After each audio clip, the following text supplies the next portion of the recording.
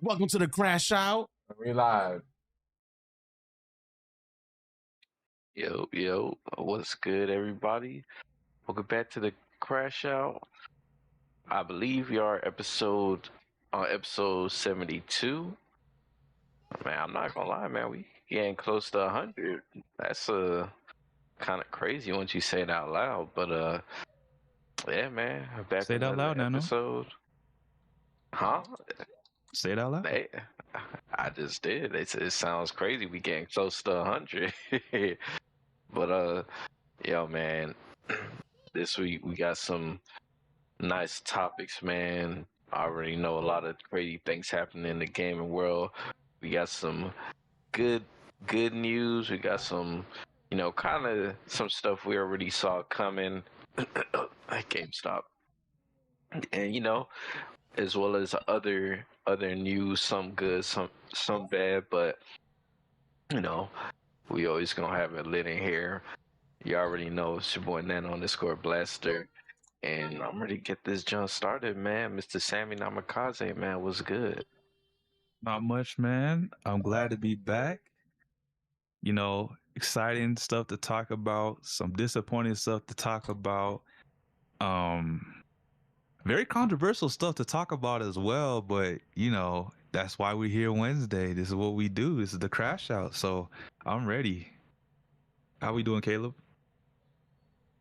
Yo, it is Caleb Black Flash, the former #1 thing on PlayStation, but there's a new tank in town, so we're gonna see if I can maybe get it done with the Dinosaur, but we'll get into that later today. I guess good to be back.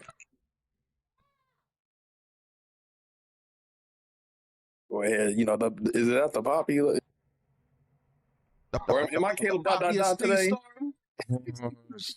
Shit. Yo. Let's go get another podcast for you beautiful folks today. There's a lot of bullshit happening in the gaming world. And one of them is dealing with a company that I used to love. Fucking Bungie.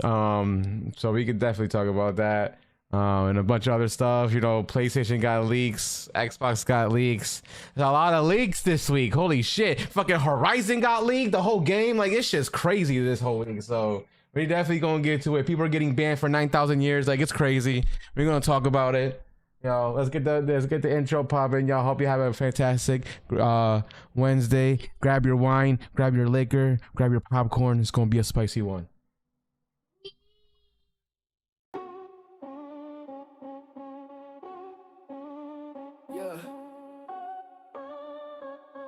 Yeah.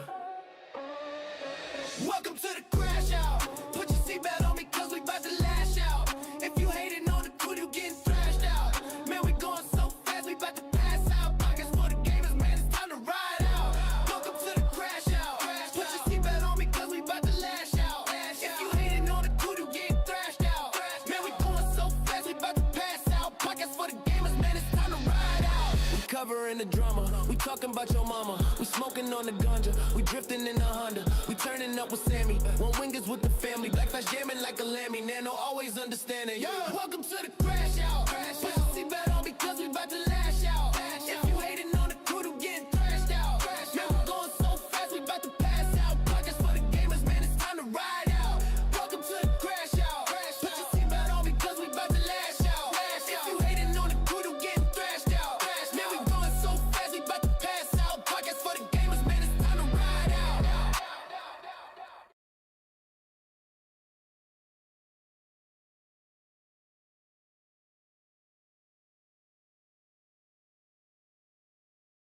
All right.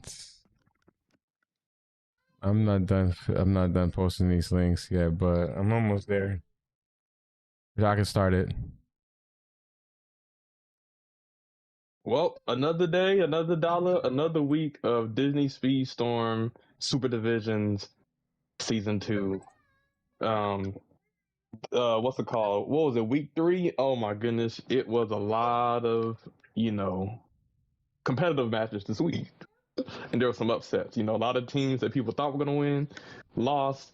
There was some people showing up, some surprise entrances. It was pretty good. So we're going to get in all of that, see who the winners and lose his word in week 3.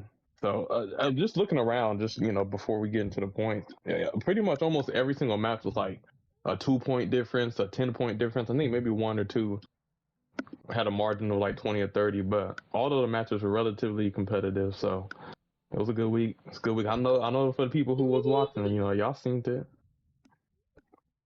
But yeah, let's get into the week 3 matches. So first one was BRZ New Wave versus the Soft Resets.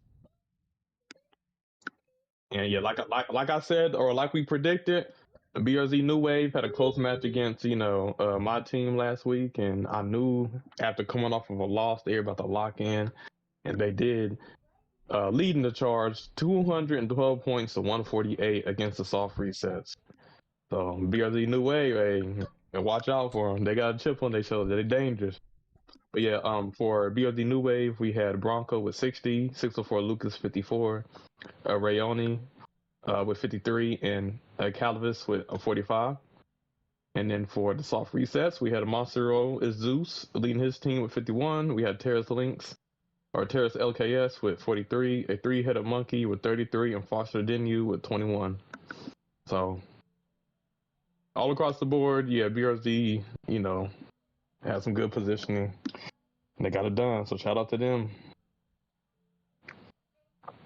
All right, next up we New Wave have and Soft Reset. Yeah, yeah. I like this week's matchups were kind of weird because truthfully, we all talked about it. Truthfully, it should have been New Wave versus DT Wildcats.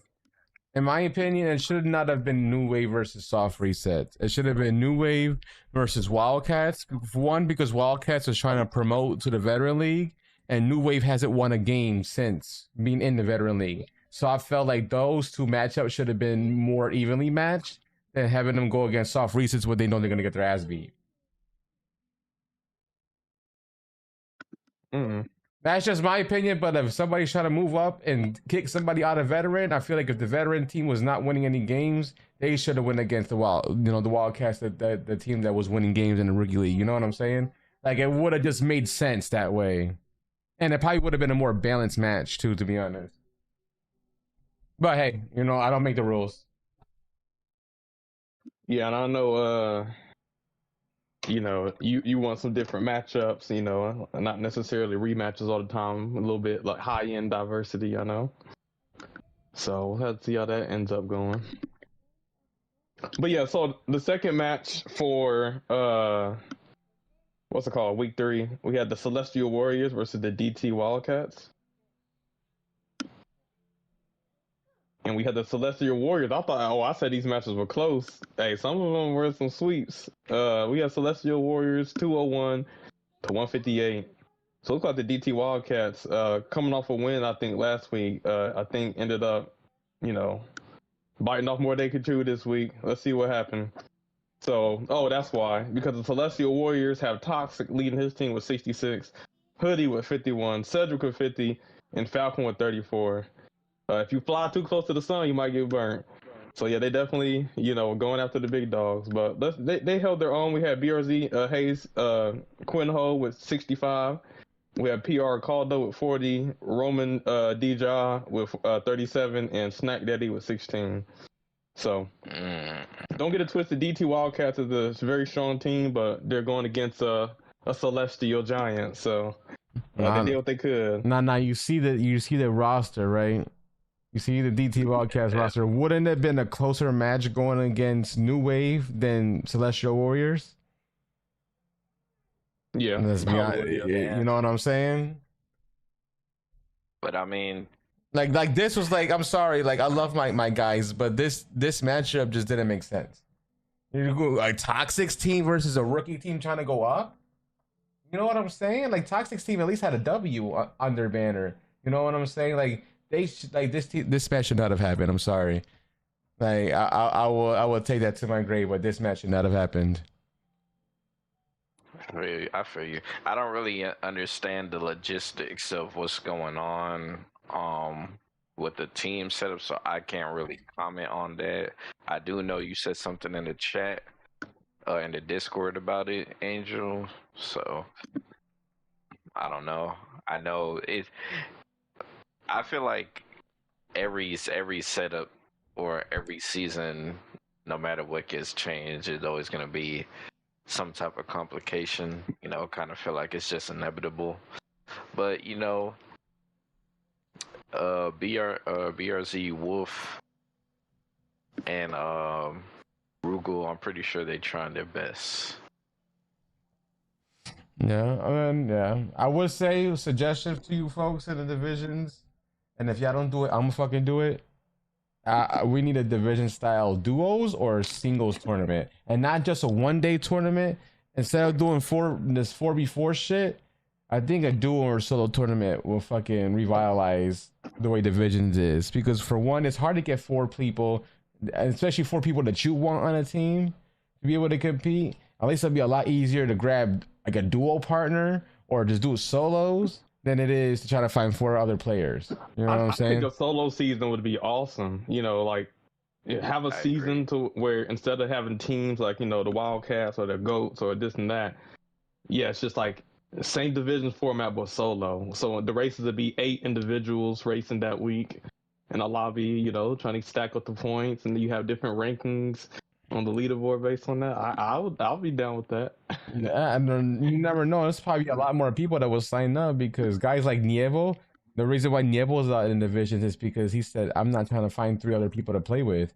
If it's just singles or duos, he would be all up for it. So like you'll probably get a lot of new players, wanting to do a division season if it's just a duo or a solo cup. Mm-hmm.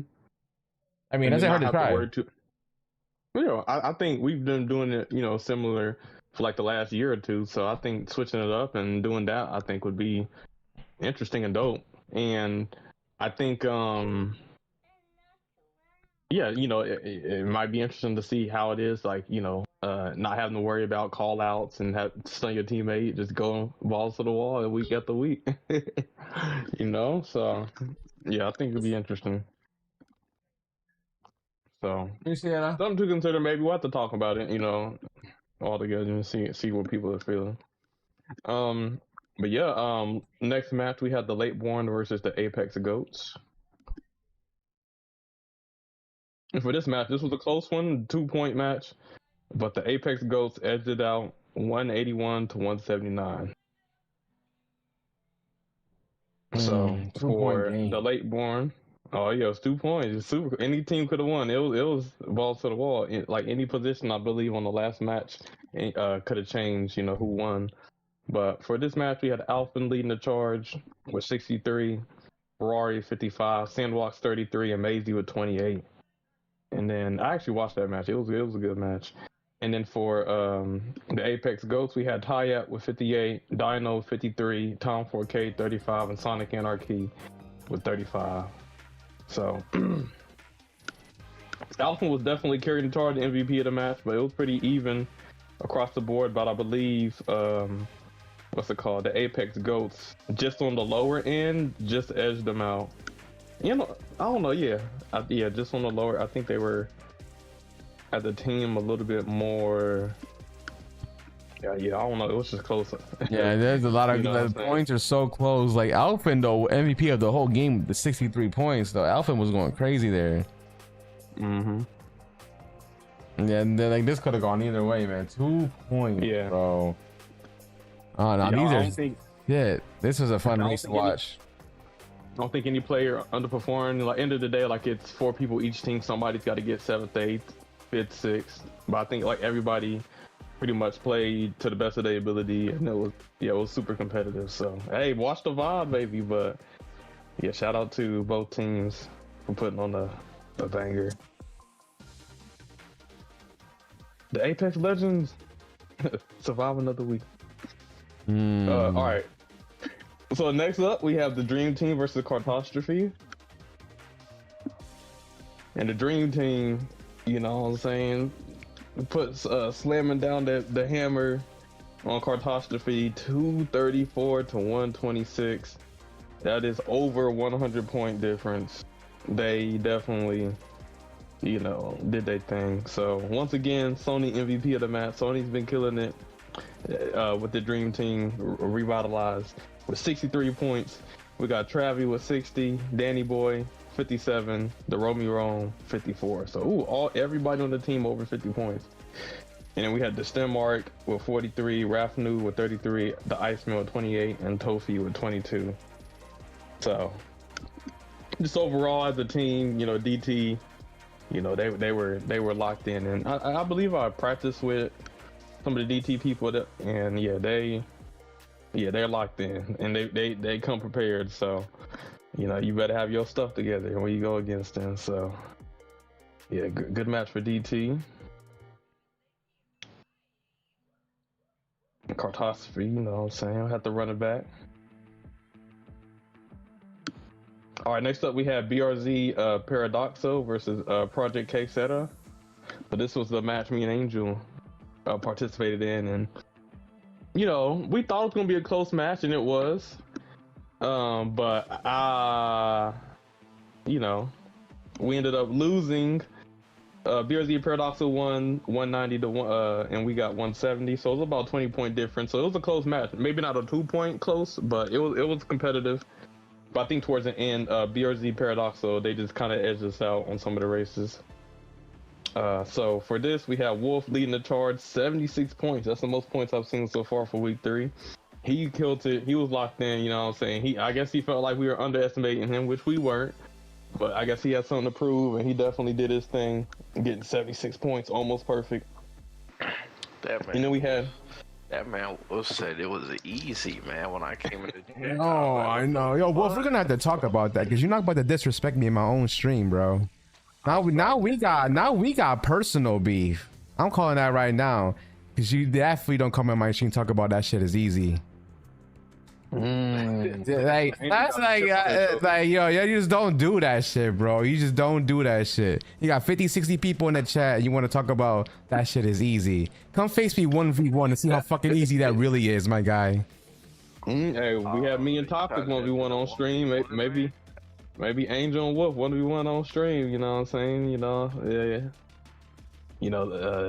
Let it all on the track. You know what I'm saying? So Wolf definitely, feeling himself talking a little spicy lately. That confidence he's feeling. He might have. I think he was at a hotel or something. Looked like he on vacation, so he might have had one or two more margaritas, and he was, saying how he felt. After he got the dub, man, he posted a pic in the Discord with his girl in the pool with a drink. I was like, damn, it was like that. Yeah, so he had to show off for Mamacita. So I get it. Hey, I ain't mad at it though. He doing his thing. Yeah, Another fact. But definitely will not be doing those 6 p.m. matches ever again either, yo. I was dead tired by the time our match happened, bro. I was streaming since 2 o'clock in the fucking afternoon, just doing everybody fucking matches, and then I'm dead tired doing my match. I'm not even focused. I'm not even like ready to go. Like, yeah, that's never again will I do that. Never again will I do that. Those streams, yeah, you definitely can drain you. People say you're streaming a hard job than the quote unquote real job. Real job, if you just freaking laying down some concrete, streaming. Look, if it's just me and you, my guy, draining. How many times have we been having even so matches? All right, you act like you're gonna whoop my ass. I promise you, you're not just gonna whoop my ass, my guy. You're a little on your high horse right now because you won all these fucking games. But if I go toe to toe with your ass, it's not gonna be an ass whooping, my guy. Just simple as that. Just admit that shit and stop acting like you just this big bad fucking player, you number one in the world and this and that, and just understand you're going against me is a fucking challenge. That's it. Y'all can see the passion is real. Hey, I'm pretty sure he believes you're a challenge, Angel. He on this shit, man. He talking that shit, and he got the results to back it up. So. Hey, I ain't against it, man. But I'm just saying, who's the fucking partner on Twitch and YouTube? Just saying. All right, let me stop. Because I can talk my shit too. You might be a good racer, but who's the bigger content creator? Mic drop. Oh, Oh, Angel's turning into Zuzu. He's turning It into ain't- Zuzu. It ain't about the content. He said he's bringing up streaming numbers. This how you know this personal for Angel. This is crazy. A new chapter. Everybody knows I talk my shit. I'm the biggest shit talker on Twitch. That's why your ass censored. I'll be trying to look you up on, and then you'll be showing up. He said parental guidance. Following Angel. Oh yeah, you can't be underage watching my stream. That's not gonna happen.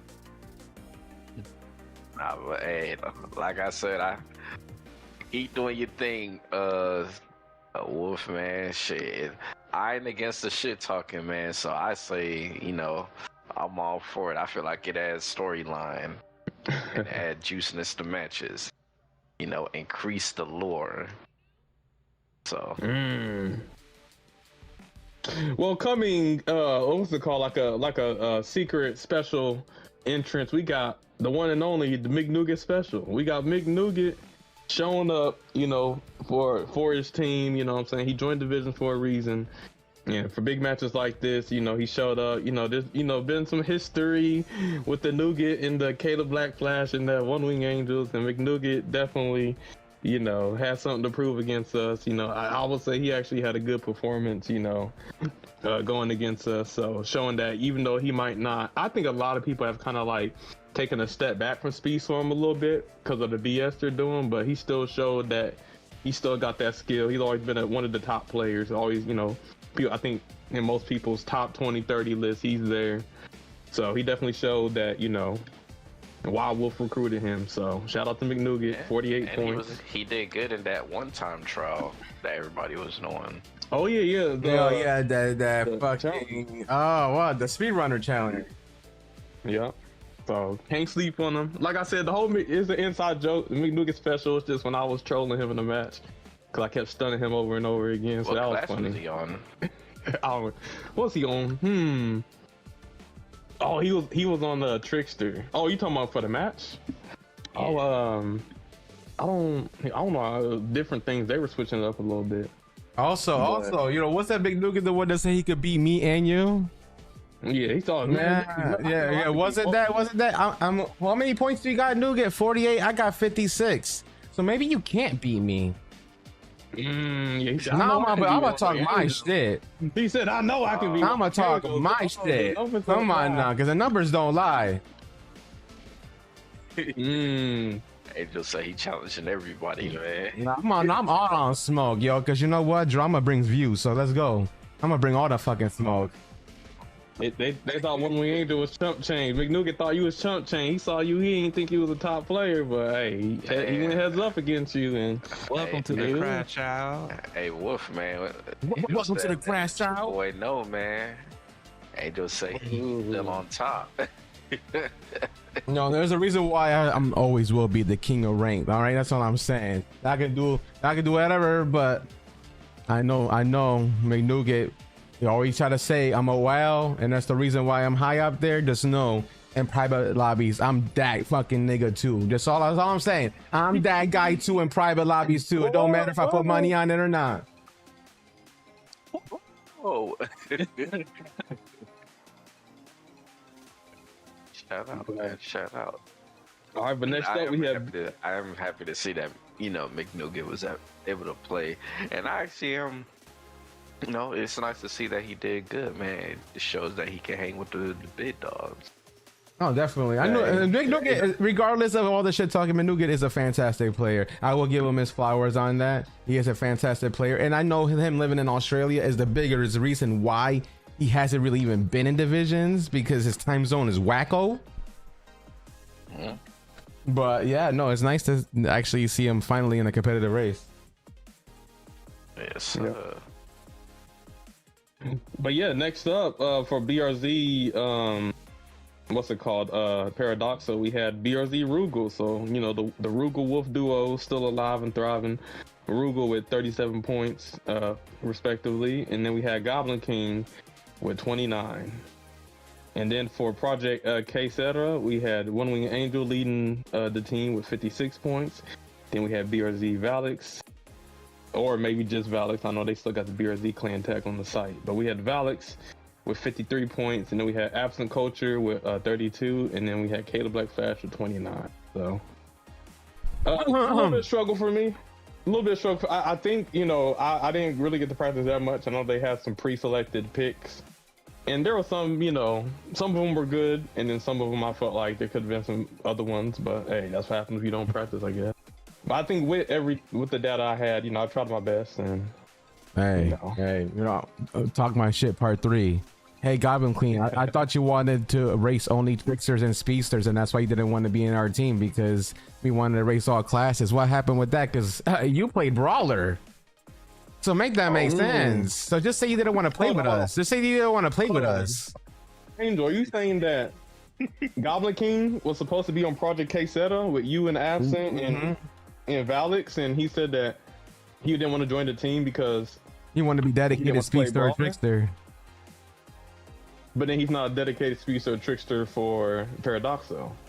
Right, like Wolf. What did you do to make him go to another team, another role? Because this is the reason why he didn't join our team, was because he didn't want to be on. He only wanted to be speedster or trickster. So Hey man, all I gotta say Angel's is calling it out. I'm calling it out today because you know what? I'm tired of people lying to my face. That's all it is. I don't like liars.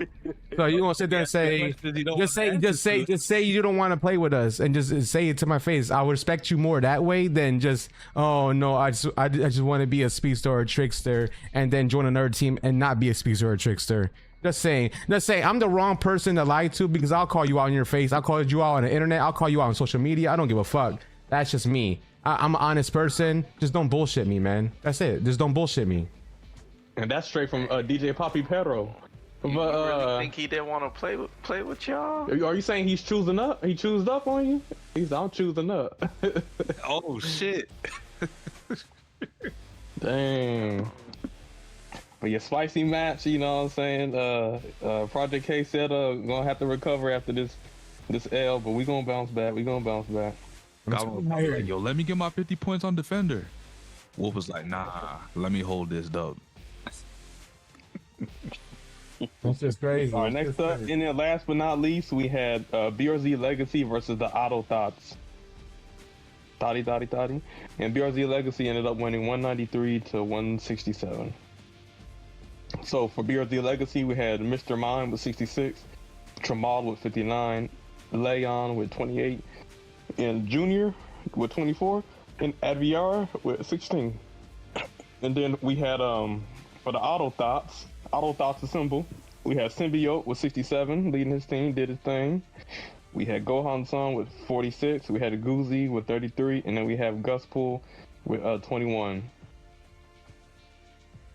So shout out to both teams, and yeah, those were the matches for week 3. So definitely a confrontational, spicy week. And going into week 4, let's see if it gets even spicier. Here are the matches for week 4. We have the DT Wildcats versus the Dream Team, Civil War Part 2. We have the Apex Goats versus BRZ Paradoxo. We have Cartography versus the Auto Thoughts. We have Project K-Seta versus BRZ New Wave. We have BRZ Legacy versus the Soft Resets. And then we have the Late Born versus the Celestial Warriors. So it seems like this week there might be some multiple rematches, if I'm not mistaken. Way too many rematches. Oh, to answer your question, Wolf, too, you said all teams in the division face teams as they deserve. You said Wildcats earned the right to face Celestial Warriors, so they earned the right to get their ass beat. They earned the right to get their ass beat, Wolf. I feel like a New Wave versus them would have been a way more balanced match than them versus Celestial Warriors, and I almost guarantee you everybody also would think the same way. Maybe they think New Wave had no wins going into this match, and DT had all the wins. They were undefeated. New Wave was defeated every single time. If there was a match that was garnered to be fair, it should have been those two going against each other. One, because the veteran team had no wins yet, and the rookie team had not been defeated yet. So going against those two would make a lot more sense competitive wise to level up than to make them go against somebody as a veteran team and also had a W still on their belt with 1 win and 1 loss. I'm just saying that it didn't make sense to me and a lot of other people too. Alright, so some criticism, valid, criticism maybe to help improve. We got some people with different opinions, so hey, maybe something we can consider and then adjust moving forward. But yeah, I think I guess we want to go over predictions for this week. So for week 4, for DT Wildcats versus the Dream Team, this is the rematch. Who y'all got for this week 4? You said DT versus who? The DT Wildcats versus the OG Dream Team. And Wildcats that's the one with Sony? No, the Dream Team is the one with Sony. The Wildcats, it's the one with Hayes Quinho, former BRZ. I believe didn't the DT Wildcats win the first time? You know what? I'm gonna say that the Dream Team ends up tying it this time around. They coming off a big victory. They gonna take the next game. Yeah, I think they're gonna lock in. So. I think it's gonna be a close match. I'm probably gonna go with the Wildcats again. They probably gonna try hard not to get the DT. DT gonna try to give them their comeuppance, but I think Wildcats, they like, nah, we up on y'all. Those points. All right. Well, we got the Apex Goats versus BRZ Paradoxo. So that is Wolf's team versus Dino and Tyep's team. Ooh, I think that's gonna be close. I don't know if McNugget is going to be able to play this match. Maybe he will, but I'm gonna give it to Dino's team, slight edge. And this is and if Wolf got to prove me wrong again, hey, Wolf stayed proving people wrong. So you doubt his team, he gonna show you why. His team's always strong. But I'm gonna give it to the Apex Ghosts. Just a slight edge, maybe a 2-pointer. Apex Gold beat the Lateborn by 2 points. Lateborn is almost like the most super team that there is in this game right now with all the members. So if Apex goes able to beat that type of team, that's gonna be an interesting one. Yeah, I think they're gonna beat them though. Tyep and Dino alone is a diabolical ass combo. Tyep and Dino, I would say arguably, not even arguably. I think if you would say those players are top 5. I mean, there's no argument you could really have against that. You know what I'm saying? So I feel like they've proven themselves in lots of tournaments and lots of showcases, and to have both of them on the same team, yeah, it's gonna be hard. Yeah. Wolf, I say is top 5 too, but like I said, they yeah, let's say hypothetically, if Wolf is number 1, Dino and Type are 2 and 3. So to have 2 powerhouses like that on the same team is definitely something to watch. I don't think there is a number 1 definitive player. I think top 5 is interchangeable. But definitely a team with Tyep and Dino on the same team, definitely, of course, to be reckoned with, man. So I'm gonna go with that team. Yeah, I'm just thinking of solo tournaments and stuff. I feel like all 3 of them have had won. A lot of them. So of course. But yeah. Next up, we got Catastrophe versus the Auto Thoughts. I think both of these teams have had some L's. So, they're finally be going to match up against each other, so it should be a close one for each other. Who y'all, let me see, I don't know who. I have no idea in this one, to be honest. Yeah, it could go either way. Looking like an even match. Looking like an even match. That is Iceman's team, Tofi Rafnu versus Gohan-san, Symbiote, Lionheart. Yeah, I think this is this would be a competitor. Hey, shout out to Iceman. So Catastrophe. I gotta go with the former teammate, man. Yes, sir. I showing the support. Yeah, next up we have BRZ New Wave versus Project Quesada. This one close match last time with Project Quesada only winning by 2 points. And honestly, it could go either way. There's so many, whether the picks, the friendly fire, the racing, the players, like I don't know, but I think if we edge them out last time, I think we can edge them out again. To be honest, I know we had, I know we had some swaps and whatnot, but I feel like if we have like the same team, but instead we have all 4 players in for 10 races, hey, I think we got it. But BRZ New Wave ain't gonna make it easy because I think us beating them definitely they want to get their get back, so we're gonna have to stay on our P's and Q's. But hopefully I don't have to go out of town this week. But if so, we do have a 4th, I believe. Yeah, we'll have a 4th. I'm going in there. I'm just doing whatever, bro. I'm not even trying to fucking be all serious about it anymore. Hey, like I said, at this point, give your best performance and just leave it all on the track. That's all you can do. Whether you win or lose, hey, sometimes you can't control. You can do everything you can do, and sometimes you still lose. And sometimes you do everything you can do, and you clutch it and win. So all you can do is give your best. So we're gonna give our best and see what happens, and they're gonna give their best and see what happens. So I think that's the mentality going forward. Yeah, I know that playing Marvel Rivals. You can play your ass off, but there's just some matches you can't win. All you can do is do your best. Yeah, you can't win them all. Yep. But next up we have BRZ Legacy versus the Soft Resets. I'm gonna give this to Soft Resets. I think 3-Headed Monkey and all of them, I think they're gonna do their thing. And then if nobody has any more interjections, last up we have the Late Born versus Celestial Warriors. So I think this might be a rematch, but this is a powerhouse. Definitely check this out. MVP matchup. So we have Maisie, Sun, Seymour, Alpha, and Ferrari, Sandwalks versus Falcon, Toxic, Cedric, All-Star, and Hoodie. So another banger of a match. How to predict. Ooh. Probably gonna go with Toxic's team.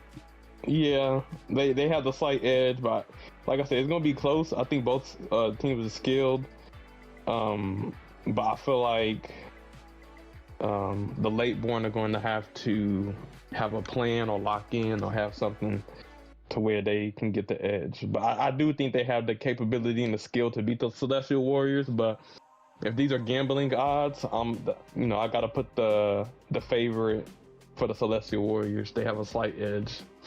No, I agree. I agree. I actually think it's gonna be close because I think Late Born has leveled up significantly with the people that they added, and I think they're gonna try to put in their toughest squad versus this team if they can. And I do want to ask you, Caleb, if Late Born pulled off the upset, would you be surprised? No, because the Late Borns, like I said, we said earlier, I don't know if it was an episode or 2 ago, this is the strongest Late Born we've ever seen. They have lots of talent on that team. Every single player is, a top tier player. So I do think, they have what it takes to beat the team. I wouldn't be surprised. Okay. I agree. I wouldn't be surprised if they ended up pulling off the upset too.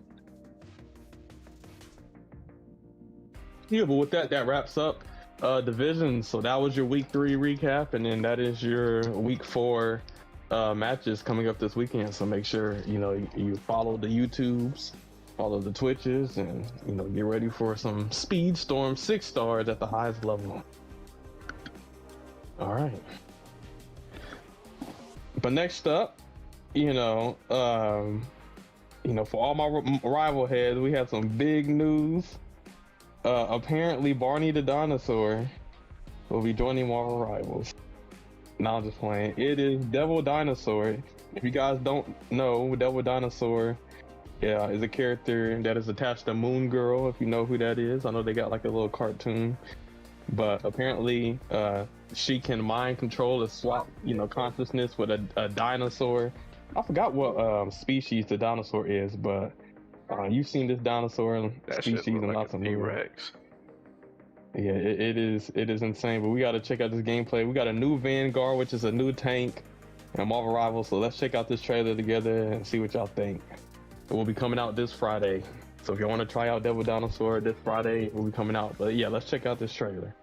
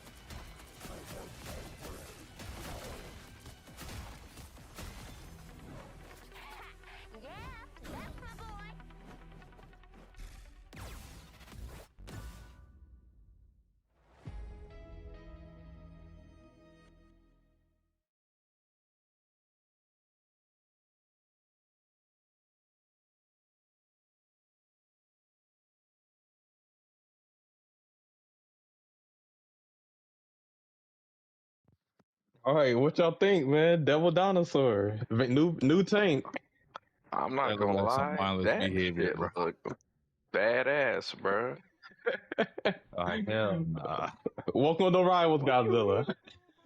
You done We got really? I his ain't playing ultimate. as no damn dino, bro. Hey, what do you mean? I ain't hearing you know. Bro, dinosaurs are cool, bro.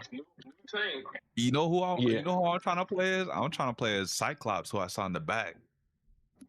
Yeah. Also, Cyclops. It was season 8. The new characters that are revealed is Devil Dinosaur and Cyclops. So Cyclops will be for the half season. So season 8.5. Cyclops will be joining, but the first character for season 8, yeah, it is Dinosaur. He has a laser hyper beam that he can shoot out of his mouth. His ultimate is where he basically can trample you. He does damage and stomps on, all of the little people underneath his feet. What's it called? He can grab you and chomp you. It's just so much. I think it's so unique because there's a lot of hero shooters, Overwatch, Paladins, Team Fortress, and then Marvel Rivals, and I think Devil Dinosaur is a unique character. It makes. How many games got a dinosaur in it? That you can play as, fighting against Spider-Man and stuff like that. So it's gonna be very dope. I'll be streaming it. You know what? Caleb's streaming? Yeah, I'm gonna be streaming for Dinosaur. You know what I'm saying? If you want to bring some players back, this is the type of character you add to a game. So he looks really fun. I'm definitely gonna shake up the meta. But yeah, I'm definitely excited for the Devil Dinosaur. But I guess while we at it, I mean, there is a since Sammy mentioned it, 'cause I know Sammy's a big Cyclops head. We do have a Cyclops Moon Girl trailer. So it is 1 minute long. So hold on, I'm about to share it, and then we can watch that together too. So they go in on their cinematics, y'all. So The captain is back. So are they releasing 2 new characters? yeah, so but you know they're splitting it out. So you know each season is 2 months. So the first month will be Devil Dinosaur, and then Cyclops comes out in the second month. You know what this Yeah, reminds Angel. me of? Seeing the graphic with Cyclops going crazy like that, the X-Men Doomsday trailer. Yep. Hey, the concussion Cyclops rays. going crazy, right? Yeah, Angel, I posted the link in the CrashOut chat. But yeah, this I ain't gonna lie. See, the Cyclops main in Marvel vs. Capcom. oh, you were? Yes, sir. I believe it. I know you big Cyclops fan, but Cyclops, I'm not gonna. They made him look cool. They made him look cool.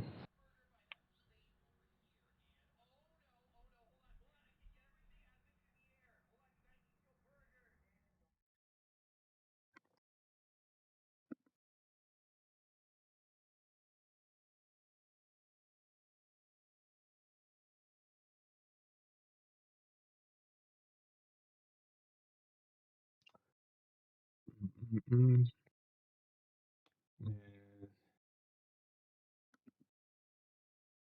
So you basically saying that you gonna pick Groot over the dinosaur? You at least gotta try it out, Sam. Okay, just because I love Jurassic Park, I'll give it a pass. Man, I don't know where Angel went. All right, so I guess let's. I didn't see the trailer, but it sounds like you saw the trailer, Caleb. So if you did, what did you think of Cyclops? Hey, he going to bat for Moon Girl. I'm like, he kind of like it remind me of Kratos and Atreus, or what's another one where you have like a father saving their daughter or their kid or something like that. Like Last of Us. Last of Us, like Joel or something like that. Like he going in. I'm like, he going in for Moon Girl. That, you know, I was like, I had to go with Lotto. Okay. Oh, okay. Yeah, here I we want to go. get the Alright. voice lines between Magneto, Rogue, and Cyclops. Not exactly a warm welcome, Nueva York.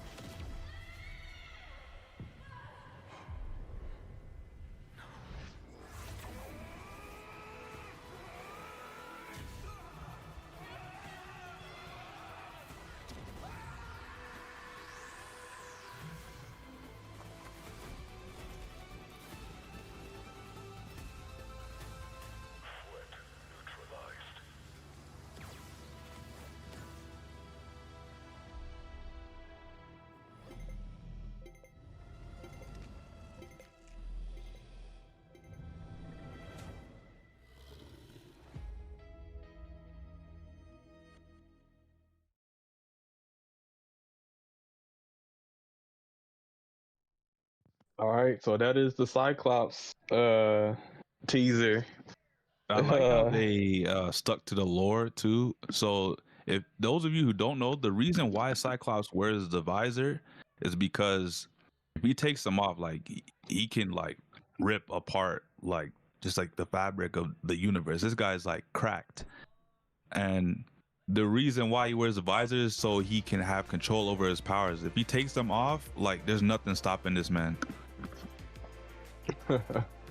Yeah, so hey, I think they showed off a few of his abilities. You know, him striking the ground with his lasers and it is splitting. So I could see that being like a move to hit multiple targets.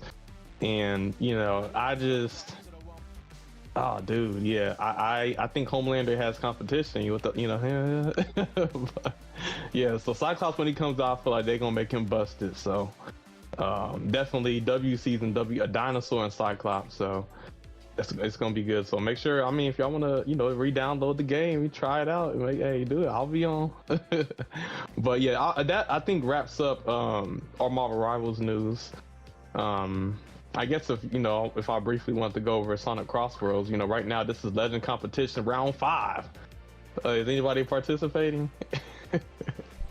Honestly, I haven't participated in the Legend competition since it came out. I've just been doing the festivals the opposite week, and then like playing the other games I've been playing. Yeah, I think the first Legend competition was the sweatiest, most competitive, hardest competition I've experienced in a minute. No. Yeah, but I kind of haven't done any. I mean, I participated a little bit. I haven't really taken it serious. Like I'm trying to get top 100. But you know, it's I think each Legend competition they mix it up, and I think this season you can only have two slot gadgets or bands. So you have you can either choose 1 slot gadgets or 3 slot gadgets. So you know, they mixing up the meta and whatnot. So I've been dabbling a little bit, but yeah, that's pretty much what's going on in Sonic Crossworlds. It is coming off of the Pirate Festival, but yeah, that's Sonic Crossworlds as well. I did see that. Hey, I see Sonic Anarchy in there. You know what I'm saying? He's still on the game over here. This man already what's it called? Top something on the leaderboard. I think he's top 100. He's trying to stay true to his name. Yeah. That's his game. Remember, that's his game. Mm-hmm. He said he got more joy playing that than Speedstorm, so if he's still on it, that just shows you he was waiting for this game to come out. Good to see people still playing. But yeah, I believe that wraps up that. But yeah, what we got next up, Sammy? Or what we got next? We did talk about it briefly last week. You know, there was speculations. Well, we all speculated what could happen if, you know, GameStop was trying to buy eBay. I did say last week, maybe he's getting backed by somebody. But turns out, apparently, eBay just rejected them and said, man, this ain't even worth looking at. Yeah, so he was giving an offer and they weren't actually They wasn't picking up what this nigga was putting down, bruh. They looked at that nigga, laughed at it, and said, "Get the fuck out of here, bro." Said goofy. Ooh. They treated this man like how Warner Brothers first treated Paramount and Skydance. GameStop eventually. GameStop's on the decline. Eventually, I could see GameStop maybe, you know, ending like all of the small gaming shops that they bought out, like Funko Land and EB Games and all of that. So I think GameStop had its run, Caleb? But I think now that you mentioned that, who's to say like 2 years from now eBay is not the one buying GameStop? Exactly, and you know, That's true. I would be surprised. They have more stock. True, Like you order something from eBay and then all of a sudden it's at GameStop. You can go just pick it up. No, I'll be seeing GameStop close down. You know, in my neighborhood, I remember there used to be like a little GameStop by the movie theater and by Home Depot, and I look at it, it's closed, and I go on the other side by the mall, and the GameStop there is closed. Like GameStop is shutting down. Maybe not all of them, but hey, you know what's crazy? Nebraska Furniture Mart. I bought my controller there. No stick drift problems. I bought a controller from like Walmart or GameStop, and here's what they do, which is messed up some of these shops. They'll take a used controller that somebody sent, and then they'll refurbish it, and then they'll put it on the display case like it's new. And then you wonder why your controller only lasts 2 months. Not in Nebraska Furniture Mart. I got this controller, back, how long was it? 6, 7, 8 months ago? No stick drift. So it lasted longer than the controllers I got at Walmart and GameStop. So hey, I'm just saying. But yeah, GameStop, I don't know. I think with a lot of these companies moving away from physical copies and trying to go purely digital. I mean, they're talking about the Xbox and the next PlayStation being purely digital consoles. And I mean, if you have a purely digital consoles, guess what? There's no need for you to go to GameStop to buy something. You just get it off the store where they get 100% of the profits versus having to pay manufacturing costs to GameStop. GameStop. Now that you mentioned the thing about physical versus digital, I was just reading up on a article today. I know it's not one of our topics, but it relates to what we're talking about right now. Apparently, Capcom last year, because they had their earnings call, apparently last year, 93% of their sales were all digital for their games. 93. See, there you go. I mean, we're in a pretty digital kind of era right now, so that doesn't surprise me. It's just convenient, and they kind of make it that way. So, like I said, at GameStop, this is why you see GameStop, they trying to sell stuff like Funko Pops and plushies and T-shirts, because people ain't really going to GameStop to buy games no more, and to be honest. And maybe some people still go. You can find like a used copy for cheap on the low, and then maybe for like retro gamers trying to get an old game, maybe on the PS 3 or Xbox 360 or something like that, go to vintage stock, GameStop, something like that. But for the most part, for new stuff, I think the last time I went to GameStop was to pick up my Series X. That was it. They sell consoles. They still sell consoles. Don't get it twisted. But when it comes to buying games, nah. Because they have bundles sometimes. That's funny. Yeah, you said that, because the last time I went to GameStop was to get my Switch too. They gave me Switch. Anytime you go to GameStop, it's to go pick up a console at this point. Yeah, because just having it mailed in ain't gonna work. All what happened through COVID with PS5. I gotta get my hands on it. I ain't having someone deliver my console and I open the box is empty. No. Yeah, so you want to get a console like that? Then I gotta buy from a scalper. No, I'll pay the GameStop. I'll get the bundle if it need to be. I ain't paying for scalper. but yeah, so that kind of. What eBay essentially. You probably don't even care about eBay though. eBay rejecting GameStop. Well, that was a short run. I think a lot of people saw that coming. I don't know. It sounded iffy. Yeah, I bro, it just didn't seem eBay plausible or probable. This whole eBay thing didn't really make sense to me, because it's like, okay, I get it. You can kind of compete with Amazon, but it's like eBay is not really competition for Amazon at this point. Not anymore, at least. Yeah. So, but hey, they still on there. If Amazon really wants to take gaming seriously, shoot, maybe you buy GameStop. Yeah, or nobody buys GameStop because they see it as a product that is, Oh no, I could see Amazon. Like, I don't think Amazon will buy it. I feel like Amazon would just make their version of it. That's what they do. So they will make Amazon. They could, but why put the work in doing that when it's already there for you? Just use the resources. Yeah, that's what I was thinking. You could like people already buy like gaming stuff from Amazon, like peripherals, like controllers, headsets. Like, who's to say like you don't buy a headset or a controller and it just ships to the GameStop? Boom, you pick it up. That defeats you having to wait on the delivery now, because the delivery just goes straight to GameStop or GameStop, I should say. Like, that could be one thing, but I don't think Amazon's really taking gaming too seriously, because they be canceling their games. So yeah, I think Amazon, they probably just like having the doing it. They like delivering. Digitally. Yeah, that's they're strong.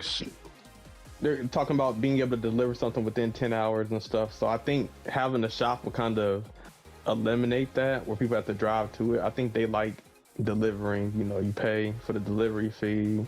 I mean, it seems like their whole economy is set up around delivery. So yeah, like other than the warehouses and probably like, their main offices or their main base of operations, it's just strictly like digital, because digital is, the wave. Like, I mean, we just heard how majority of Capcom sales are digital, so Mm-hmm.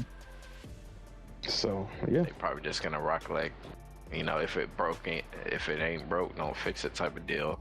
That's true. Mm-hmm. But yeah, I think that I don't know if we got any last ideas on that, but yeah. So that is the update on the GameStop and Amazon, not Amazon, the GameStop and eBay, chapter episode. Yeah. So that is now. Well, I assume it's officially closed. What, you'd have to wait a year after you make a proposal and it's declined, right? Something like that. I don't remember, but I know it sounded like eBay couldn't care if it was 10 years. But yes, it's over for GameStop, at least when it comes to that.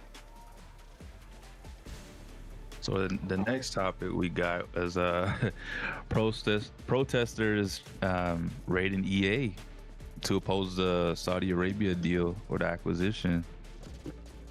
How do you guys feel about you rated EA, bro? that's a weird thing to protest. I did not raid EA.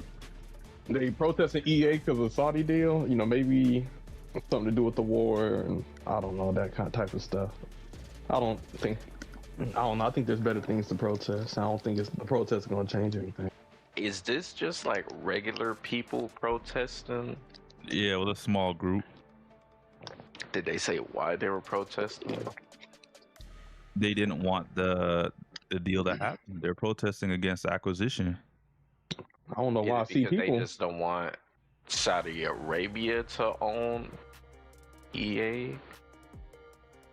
I guess they just didn't care for the deal, especially coming out of Saudi Arabia. Just because, every time it seems like the Saudis get their hands on something, there's always some backlash. But so basically, these guys are from the Players Alliance headquarters, and they were trying to deliver a petition against a takeover containing more than 70,000 signatures. Mm. Yeah, it seems.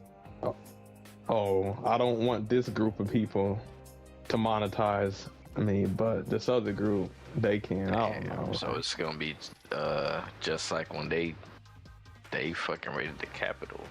I think I think the purpose of this was more so they didn't want the Saudis to own them, just because every time the Saudis get behind something, shit be getting expensive. There's more microtransactions. The Saudis, like EA by themselves, forget the Saudis has been expensive. They want to talk about the Saudis. Go make it work. But then, I'm okay with EA exploiting me for all of these years and ending games and being greedy and trying to charge me to reload a weapon. But I forbid the Saudis get their hands on EA. I get that, Caleb, but look at a game like FIFA, probably the most popular sports game on the planet. And everybody's already talking about how the Saudis are going to turn that into a cash cow. Like, that's not good. It's already a cash cow. Well, yeah, so they wouldn't do nothing that ain't already being done. It just seems like a pointless protest. It's just they don't want to see. I'm not gonna go there. They just feel like they're gonna be taken more advantage of than they already are. I doubt. I think the Saudis are smarter. This is why EA is losing game licenses, and this is why, EA is losing games and cancel games. I think the reason why EA was in the position to be bought out is not because of anything to do with just microtransactions and stuff like that. It just happened to do with laziness. Like Madden and FIFA, not really updating the game and just bringing the same roster year after year, no real incremental changes, and then the games being buggy. You drop a game like Anthem that should be generational, and then you don't really put the work in to make it and maintain. Yeah, so why would you want a company that's been failing? You're gonna protest because another company is trying to buy out a product from the company that was driving into the dirt? Like, come on. I just think those people are a little off their rocker if they really protesting EA getting bought out by the Saudis. EA has never done anything good for gamers in the last 10 years. They need a change. Kind of like, UFC. They got bought out by Paramount, and now it's a lot cheaper to view, events. So sometimes, a company getting bought out, it can actually make things better for the consumer.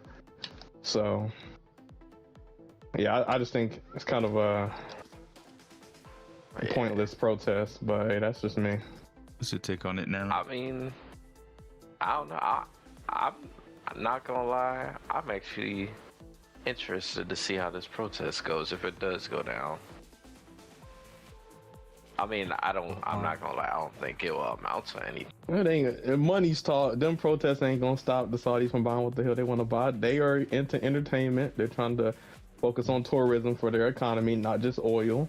So buying, boxing, gaming, getting into the entertainment industry. That's one of the things that they are trying to focus on. So I think if they're trying to take it seriously, they're gonna come up with a good product. And I just think people just are just hesitant because of Saudi Arabia, essentially.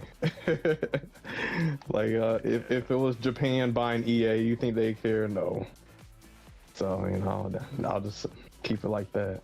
But that's my opinion, So I feel that. So, in other gaming news, I guess we go from one brand of sports licensing to another brand of sports licensing with Take-Two and 2K. So apparently, we just said Madden doesn't really make any changes to the game for it to, I guess, justify the reason of you buying it every year. And 2K was actually about to get back into the football market and make a football game, but apparently now it has been canceled. And now the CEO has also said there is no return to baseball games as well. For those of you who didn't know, like back in the 2000s, early to late 2000s, 2K used to make all sports games. Like they used to do hockey, they used to do football, they used to do baseball. Obviously, they did basketball, but they had their hands into everything, especially EA. And because of their war on sports, 2K got basketball, EA got soccer. 2K got wrestling, EA got UFC. So they're going back and forth, but because of this back and forth, they kind of split sports in half. So one company has these set of sports, the other company has these set of sports, and whichever sports games don't really have a game, indie companies came along the way and made those games. So for them to say that it's dead, both NFL and baseball, I think it's sad because for the longest time, Madden hasn't been great since like 14. Yeah, but they kind of dominate the football NFL market. It doesn't matter if you dominate if your game's trash. It's not, if it's trash, they keep getting sales because it's not sales. It's because not trash. There's no other football wise. game to play. What else are you gonna play? 2D football, stickman football, some game that someone puts on the mobile. Yeah, I think they're probably staying in their lane. I feel like if they, people are just gonna stick. Here's the thing: if you put a bunch of resources into making a sports game and people just continue to buy the game they're already playing, then you just wasted your resources. I think that's what happened with collegiate, because they used to come out with what was that? It's like a college football basketball, game. 2K, and college and they stopped doing it because why? Do NCAA basketball game. Yeah, NCAA. Yeah, why? Because people didn't play NCAA because they would just play 2K. Mm-hmm. So NCAA said they stopped it, or what's it called? Why focus on making a NFL football game if people are just going to continue to buy Madden? I feel like if you want people to buy a new football game, you got to make it like NFL Street or like something where you mixing up a little bit. If you just keep it, you're trying to be Madden but different but the same. Like people are just gonna go with their comfortable or what they're used to. Yep, the street games were fire. Mm-hmm. Honestly, I'm just kind of disappointed only because I do play a lot of sports games, and the fact that we don't have any competition, obviously it creates a monopoly. It creates a monopoly in the genre, and you get a situation where Madden, FIFA get released, and EA can do whatever to those games because there's no one else in the genre competing with them. They get to dictate the terms. If you don't want to gamble, well, guess what? You got to gamble because that's the only way you're gonna get this, or that's the only way you're gonna get that. So there's no real hope or light at the end of the tunnel if you have this dictator dictating everything. Yeah, but people love their you could do dictator. is with your wallet. But they love their dictator because they keep buying the product. So they're gonna keep getting the slop. And they like they slop. You know what I'm saying? They want a spoonful of Madden slop. So, you know, that's what they want. They're gonna continue to get that. Me, I play Madden 2012 and all of that, but I think eventually or somewhere along the way I'm not playing that stuff no more. So, but hey, for the people who continue to shell out $70, $80, $90, $100 every year on the same game, hey, this is why. I mean, you would be dumb as EA to not milk these people when they've already shown you that they will continuously buy the same product over and over again. So, yeah, I just think the situation is honestly tough because you want to see some competition. That's what makes the genre elevate and evolve, because, you know, the reason why kart races are doing good right now is because we have all these games releasing at the same time and everybody's pushing the needle to kind of, you know, be the best. So if you want to be in the genre, you got to bring some heat, and if you don't bring heat, your game's gonna get left behind. Same thing with fighting games. You know, look at Dead or Alive, look at Soul Calibur, to name a few. Those games are kind of like on life support. Those franchises are on life support. Why? Because they didn't bring anything different that they could compete with in terms of a Tekken, in terms of a Street Fighter. So right now they're feeling it, and honestly, Mortal Kombat might be in that same boat if they don't step it up. Injustice 3, I know it's made by the same studio that makes Mortal Kombat, but Injustice has always been a safe bet in terms of fighters. They've always done decently, but that's just as an example. So the fact that sports is just so dictated by two companies and they don't have any competition within the same sport game is going to lead to what we have right now, like lackluster games. I want to see companies go at it in the same genre. Otherwise, we're going to get a state to where games are just bland. It's just copy and paste every year, like how it's been in the sports genre, unfortunately.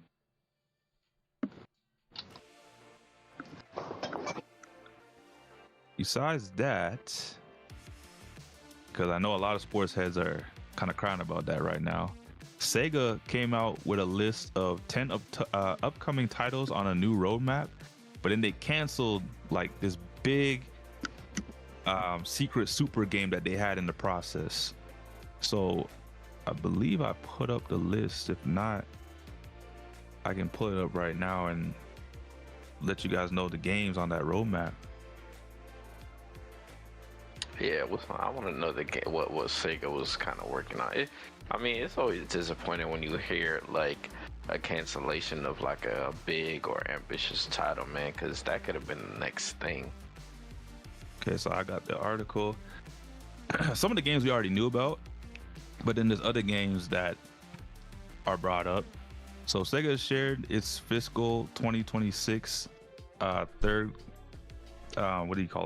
term full year results presentation, and it included a lot of interesting information about the company's plans, including the new roadmap of upcoming titles. And the roadmap is specifically focused on only announced titles, so anything that wasn't announced we don't know about is not shown here. And there's supposed to be more games to come, and there's a lot of games that are mentioned in the upcoming plans. So there's 10 games, obviously. The Stranger Than Heaven game that's coming in the winter this year. It's also going to be on Game Pass. Persona 4 Revival is going into Game Pass, but it'll be out. It wasn't given a specific date. Total War, Warhammer 40,000, no date. Total War Medieval 3, I'm getting that, no date. There's going to be a new Virtual Fighter. So we was just talking about fighters. This is what moves the genre. That has no date, but that's coming. Crazy Taxi, I've heard about that. That one's coming. Golden Axe, heard about that. That's also coming. Jet Set Radio, heard about that, and that's also coming. Streets of Rage, heard of that one. That one's also coming. So those ones I just mentioned, from Crazy Taxi to Streets of Rage, those are all remakes, by the way, for those of you who don't know. And then Alien Isolation. So we already know that we already saw the sequel trailer in the last video or the last podcast episode, and that all sounds about right. But then on top of that, they canceled like this super game that they had planned. So basically what this game was gonna be, from what they're saying, is all these remakes of their old franchises. The reason why part of that was happening, it was so that they can get those IPs to go into that super game. So this game was supposed to be like a live service that had like all their IP in it. I'm not sure like what kind of genre that would be in that live service game, but from what it sounded like, it was supposed to be some big SEGA thing, and everything was going to be SEGA themed. Maybe you could do different things in that SEGA game. Maybe if you wanted to do go-karting in that game, you probably could, and you could use your character or a SEGA character. Didn't matter what kind of character it was. If you wanted to fight other people, you can fight other people like you're playing Virtual Fighter maybe. What do you guys think about this situation here? Man, I think A lot of good titles. Yeah, I think it's a lot of good titles. I like hearing Crazy Taxi and stuff. That's like one of the old school best games. GOTY. And you already know, Sam, we talked about Alien Isolation. That's probably going to be a big hit, especially for the streaming community. Especially for the horror genre as well. Yes, they're going to be eating that up. Facts. Definitely some good titles to look forward to.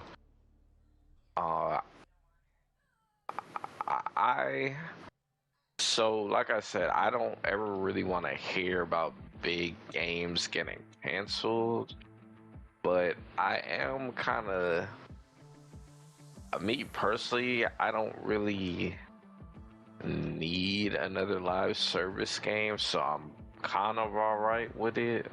But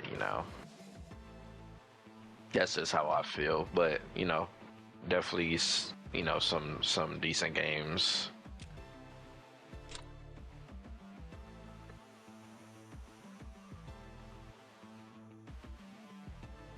Caleb?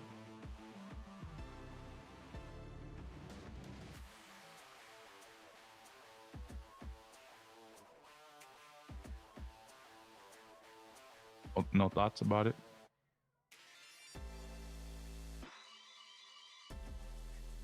What'd you say, Sammy? No, I was asking Caleb what he thought about it. Oh, like I said, I think he's it's a lot of big good SEGA titles. fan. I think it's good to get in their bag and kind of bringing back IP. I think, all of that. What's it called?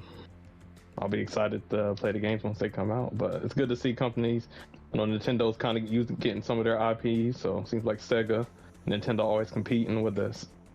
Sega comes out with a movie, and Nintendo comes out with a movie. Sega getting their bag, and Nintendo getting their bag, vice versa. So I love to see it. Hopefully, the Crazy Taxi game with the modern day graphics and how they can make an open world map or something like that. I know the levels will be bigger, the graphics will be better. So I'm curious to see what they do with these what's it called? Oh man, you guys think that game that they canceled could have been something that would compete with Fortnite? I know Nano, you've been on Fortnite a lot lately. Hit me out. I didn't finish.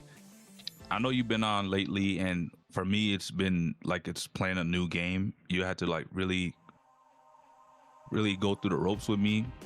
And I've noticed, there's a lot of game modes in Fortnite. It's not just zero build or OG or whatever the case is. Like you can play Star Wars, you can play Among Us. There's different games you could play in there. So I'm wondering, if they're trying to bring all their old IPs into this live service game, do you think it was going to be something like similar to Fortnite, how they have different games that you can play inside Fortnite? It's a possibility, but I mean,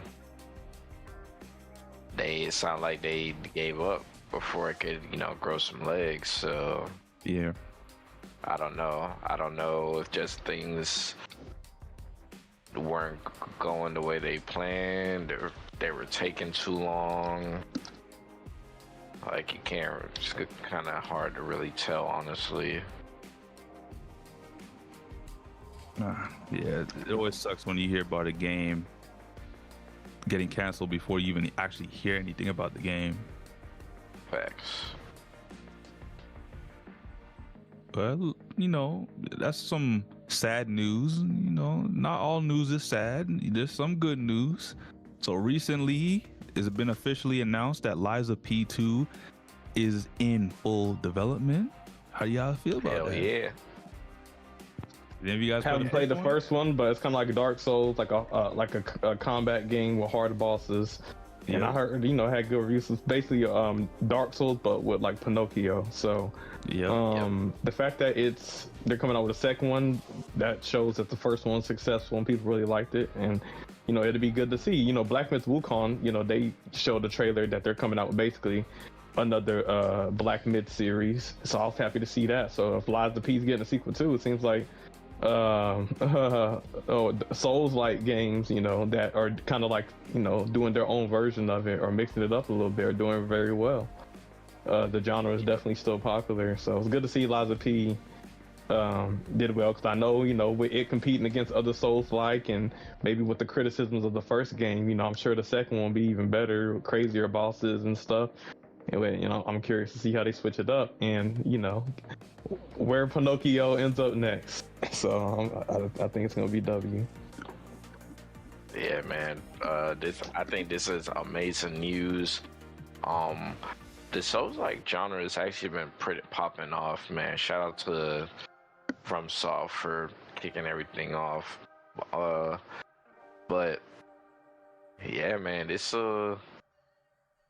Lies of P is actually one of the more popular Souls-like games that's not from FromSoft itself. So I think a lot of people are going to be excited to hear that there's a part 2 coming out. And I guess just to put things into perspective, a lot of people love Bloodborne, right? There's a lot of people who claim Bloodborne is their favorite FromSoft game, even more than Elden Ring. Yeah. And Bloodborne is actually the first one that I started with too, so I completely understand. It's like the most fast-paced one, fast-paced Souls-like game, or fast-paced Souls game. I think Sekiro might be more like faster-paced, but if we're just talking about Souls specifically, I think Bloodborne is like, you know, the fast-paced one. It's probably, I'm gonna be honest, when people say their favorite Souls game, it's either gonna be Bloodborne or Elden Ring. And Lies of P looks very similar. It's very kind of similar to Bloodborne, and I think that played a big role in why people loved it. People also love the parrying mechanics and stuff. It was a very difficult game. I haven't played it, but my brother has, and he loved it. He even played through the DLC. Apparently the DLC was amazing too, and the lore goes crazy, man. So seeing a part 2, hearing about a part 2 makes the soul happy, man. No pun intended. You know, although I didn't play the first one, it is in Game Pass, and it sounds like now's the best time to play it because the second one's on its way. So I'm excited to hear it. I know I always wanted to give the game a chance. At the time, I remember when that game dropped, it had a lot of great reception about it. And it just took a game like Wu-Chang Fallen Feathers for me to get into Souls-like games, even though I already had the Dark Souls trilogy, for me to be like, all right, let me start going into my bag. I got Sekiro, I got the Dark Souls trilogy, and I got Lies of P that I could play. So I'm definitely going to be going into my Souls-like bag just before the second releases. By the way, Wu-Chang Fallen Feathers is on PlayStation Plus this month. You can get it for free if you're a PlayStation Plus member, and I did get it, and I got downloaded them real quick. Yeah, me too. I definitely had to cop that, man. Claim. Hey man, I'm glad I put you guys on to this, man. sometimes you gotta wait. You know, Sammy paid the full price. He paid the full $80 like Bank of America. But you know, I got him for free. I never paid $80. I got him for free. Yep. You crazy. Damn, man. Caleb out here telling lies on my name. $80 is wild. No, but I'm glad you guys are getting your hands on this. I'm curious to see what you guys think about the game. I know the game had a lot of great reception when it launched. I think the main critique that everyone had was the performance of the game, but over time it got patched. So I want to hear what you guys have to say once you guys get your hands on it and play it. Yeah, see how it's Sure, man, going to patch whenever I get bosses around to feel. it, I definitely will be streaming. Yeah. I thought I'm definitely gonna be watching it, man. Yeah, see how hard the gameplay differs from yours. Yeah, man. Just know once you get to that boss that took 5 hours on, Caleb, you'll understand. Oh man. But nah, I can't wait to see you guys stream it for real. But It's gonna be a good time, man. apart from Liza P and Wu Chang, you know, we got some Arc Raider news. It wouldn't be the pod without some Arc Raider news. So recently they did drop the end game content. Well, not the end game content, but the new big update You know what, for the Wicked? game last month, which was the what do you call it? The turbines and Riventides, the new map. And everybody was excited. Some people were kind of like, well, we waited so long for a new map and it's not what we expected. And, you know, they started ranting again, but the player count's still what the player count is. But now they came out with some new news because Expedition happened, which means the season was over. So it's a new season and we're all like, okay, it's a new season, but the roadmap is done. What's the new roadmap now? The 4 months is over. We need the next 4-month roadmap. And today, or I believe yesterday, they dropped some news on the game. And, you know, even though I saw some good in it, I did see some parts where I was just like, man, I don't know if this is good for a live service to be doing this. So I'm gonna pull up the update right now. So it was actually 10 hours ago. So this is what they said. Arc Raiders has grown far beyond anything we imagined at launch, and every day we see players continuing to shape life in the Rust Belt in ways that inspire us as developers. With that in mind, we want to talk about our update cadence moving forward. We're changing how we update the game. When Arc Raiders launched, we planned to offer monthly updates. The intention was to keep you all engaged, to ensure the game always felt fresh, and to give you reasons to keep braving topside.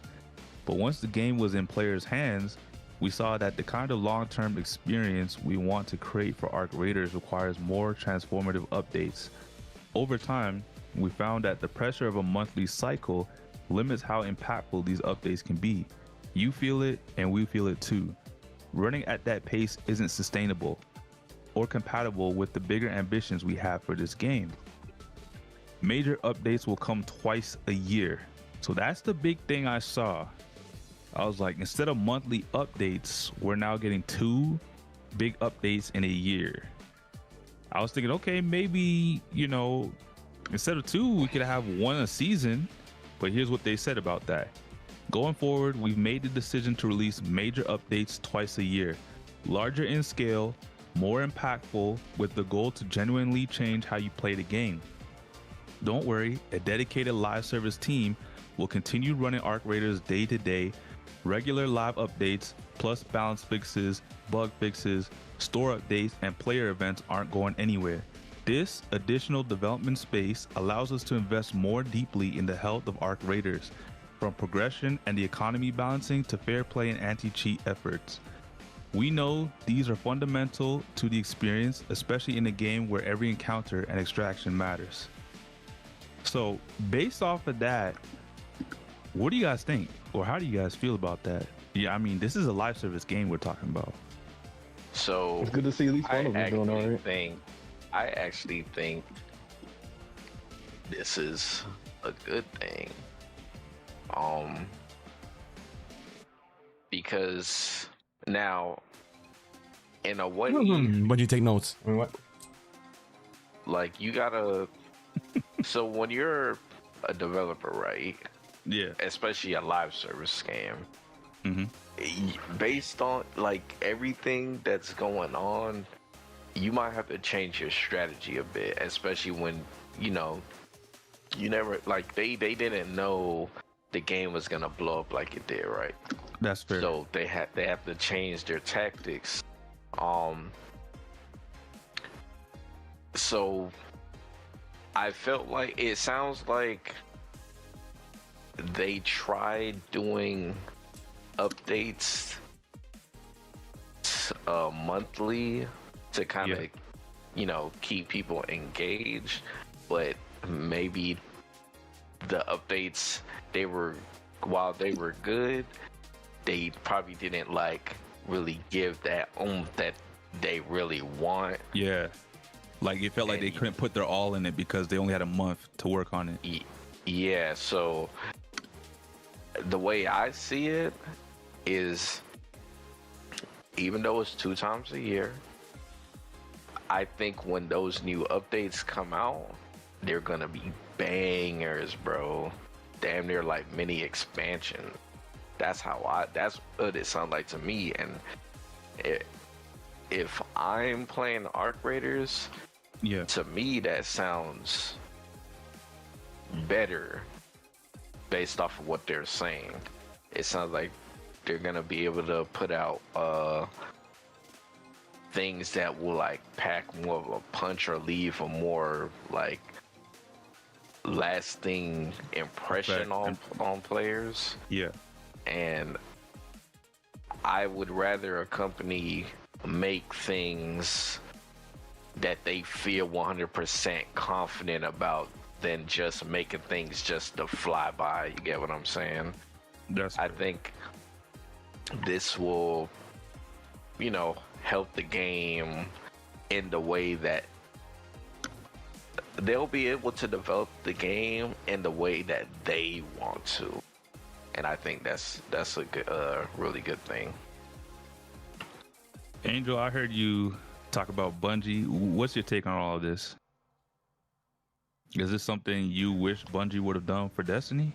I wish Bungie would have fucking communicated with their player base more and actually listened to player feedback and implement the changes that the player wanted and stop catering to the casuals. But yeah, I mean, I feel like I wish they would have, been more communicative, been more honest with the player base, like instead of just, leaving us high and dry and shit like that. You know what I'm saying? Like, I don't know.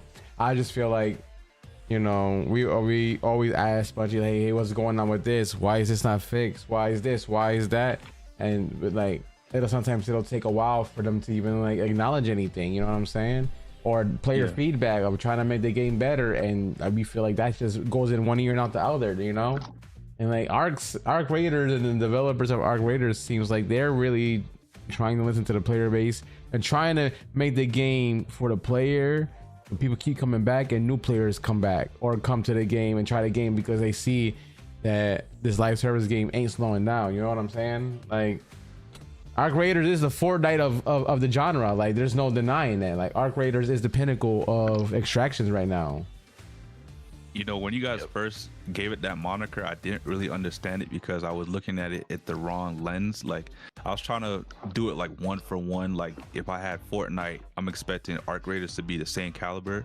And even though it's not the same caliber, when you guys described like the Fortnite of extraction shooters, I kind of understood what you meant. Like, this is the biggest extraction shooter game that's dropped on the market in terms of player count, in terms of the hype that was around this game. Like, I understood it. Also is the extraction shooter that caused so many other companies right now to try to make an extraction shooter. Remember when Fortnite came out, everybody and their mama started doing battle royales? True. This is the same wave, bro. It's the same wave. Call of Duty, we got Call of Duty already had Warzone, but I'm pretty sure they got something else cooking up for this. You had PUBG now talking about they're doing an extraction.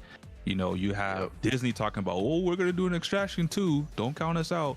We have Halo talking about, forget the battle royale we was making. We're doing an Extraction. It's like everybody's doing an Extraction now. Yep. Yeah, they want to hop on the wave, the ARC Raiders, but and that's the thing. I hate when companies do that, because the same thing that happened with the battle royales is gonna happen with the extraction shooters. Like, there's a reason why one is big, and then everybody else that tries to copy it is not gonna follow through, because they already have the one major one already. You know what I'm saying? It's gonna get oversaturated. Yeah, real quick. The market was oversaturated, and then like 5 years later, more than half of them shut down. Fortnite is still the biggest battle royale. Fortnite is still the biggest battle royale. What was it? Okay, Realm Royale. There was the magic one with the elements. What was that one? Spellbreak or Spellbound? Yeah, Spellbreak. Yeah, there was. And I never got to play that game, but it looked interesting. I always wanted to play fun. it. I played it. That one was fun. Like, Yeah, Pro played it with some our other homies, and they actually fucked with it heavy. Yeah, there's so many good ones. It's just because there were so many, everybody couldn't play every game to play, so player count was spread out. You know, too much BRs, so you can't spread. And remember, BRs aren't just competing with BRs; they're competing with other live service games, hero shooters, arena shooters, all that. So a lot of them didn't make the money that they wanted to or thought, and then they just shut them down, even if they were good games. Hyperscape, so on and so forth. Oh my God! Don't even mention that. Ubisoft, what are we doing? Yo, Caleb, now that you are talking, I want to ask you, because apart from everyone here, you and me play a lot of live service games, and a lot of games that get shut down because they're live service based. What are your thoughts on this so far? Hey man, don't laugh, man. I haven't followed the extraction shooter trend. I've just stuck to my niche, which is racing games, kart racing. So, you know, there's been Mario Kart, there's been Sonic Crossworlds, Speedstorm when it wasn't too terrible. There was that to play. So, you know, I haven't really had to play extraction shooters. I had my Black Myths. I had a lot of good games, Dark Soul type of games. So it's just another trend, and trends fade. And so instead of just trying to chase the trend, is, like, what do you think about the developers changing up their philosophy and like updating the game from like every month to like two times a year? Maybe less development time equals less money you have to pay employees. I'm not sure. This seems like less content. I think if they're putting out a bunch of content but they're not seeing they're reaping the rewards of it, then maybe they don't see us financially stable. So maybe they just have to put out enough. But all right, so let me put it to you like this, Caleb. Let's say you, me, Sammy, and Angel we're working on a video game, right? And the game came out. It was fire. It did better than expected, and we like, oh yo, shit lit. Like we're that guys now. So obviously we're trying to keep the game, kind of in that fire honeymoon phase for as long as possible, and it's going good. But we feel like with the pace that we have to put, updates to the game, it's the stuff that we're putting out, it's good, but it's leaving something to be desired. And maybe it's making some of the fans not enjoy as much. Yeah, enjoy the game as much, and we know we're not putting our all into it because of the amount of time we have to put the stuff out. So instead we come up with the idea of we're still gonna have updates to the game, like regular updates, balance patches and bug fixes and whatnot, but in terms of the heavy content, we're gonna take our time, flesh the content out, put a lot of fire shit in it, blow that shit up, and release two fire ass, like kind of mini expansions to the game. Think of them like Destiny DLCs, if that makes sense. Yeah. I mean, if it's a way for us to kind of take more time to make a good product, then it could be good. Instead of just rushing it. I feel like the reason why some of the stuff is slop is because they're trying to put stuff out every month, every week, you know, when it's like maybe if you take more time with quality expansions and stuff, it'd be better. Yeah, and you also don't want to burn out your developers too. In other words, what Nano's saying is Caleb got a big head after we dropped the game, and Caleb was like, "Oh, I'm in the club now. We don't do regular updates." I will say, sometimes if you make the base product good enough, you know, that can last people a long time. I feel like some games, you know, the base product's unfinished. That's why they can put out DLC and people are excited for it because they feel like they're getting something that should have been in the game or really asked. But if you already have a solid game, you know, you don't really need constant updates and constant DLC. Okay, so now that I got you guys thinking and I got your points on this, now here's the kicker. So this is the next part of what they said. Frozen Trail, our biggest update yet. Our next major update lands in October, and it's the largest we've released since launch. This isn't just about volume. It's designed to address the broader. Bless you. It's designed to address the broader questions the community has been asking. Here's a taste of what's coming: a sprawling new frontier, explore a new landscape in the Rust Belt with layered design and new mysteries to uncover in the largest map in the game. If it's supposed to be the largest map in the game, that means it's bigger than Blue Gate, which is currently the largest map in the game. Our most ambitious ARC operations so far, including new ARC enemies with fresh designs and unique behaviors that will challenge raiders in new ways. New systems of progression. Many players have maxed out their raider den and hit the skill point ceiling. Frozen Trail will introduce new goals and more ways to shape your raider's progression. Exploring the origin of ARC. What are ARC and where do they come from? Frozen Trail gives raiders the opportunity to begin uncovering that mystery. Improve skill tree, because half the skills don't actually work in the skill tree. That's a true fact, even since launch. Alongside new weapons, items, instruments, cosmetics, and more. So just hearing that, does that change your opinions or your thoughts on their take of doing 2 big updates a year? Shit, sound like exactly what I was saying. Yeah, but October, that's like what, 4 months? Okay, let them cook. Let them cook, man. Well, if it's big and it's DLC size, like if it's done in the way that how Destiny does their DLC, then I can get behind that, because I see how Angel gets worked out every time Destiny's about to drop a DLC.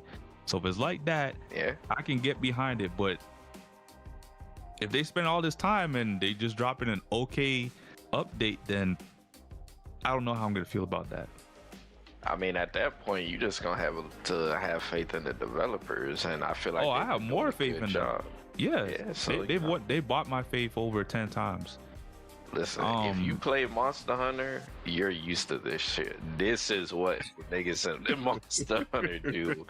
And it is fire. And not only that, they release their updates or their so they have like big updates. Obviously they still do like the smaller updates and smaller stuff, updates, like the bigger ones. They release their big updates like I want to say every 3 or 4 months. Yeah, but see, that's why I was saying, instead of 2 updates, why don't they just release a big update every season? So you'd expect something like every 3 months, every 3 or 4 months. Probably they just trying to go big or go home, man. Well, I get they said it's gonna be this new Frozen Frozen Trail or Trial? No, Frozen Trail. This is gonna be the biggest map coming to the game, and Blue Gate's huge. So if they're saying this is the biggest map, I can't think of how big it's gonna be compared to Blue Gate. It better not be just like a 1 kilometer bigger, because I'm gonna slap somebody. But nah, I don't think they gonna do 1 kilometer. Nah, I don't think so either. But honestly, hearing this now, Angel, what are your thoughts? Like, is this something that Destiny kind of does in terms of updates? Like, what's their cycle when they update their game? Like, how many big updates do they get a year? I know it's in the form of DLCs. 10 years, man. 10 years of updates. I mean, they changed the way they did it across the years, but like the general way they do updates, think about it in the MMO sense. The MMOs do updates differently than like an extraction shooter, Call of Duty, or like another live service game. Yeah, they do it. They release by like expansions, you know what I'm saying? Like, yeah.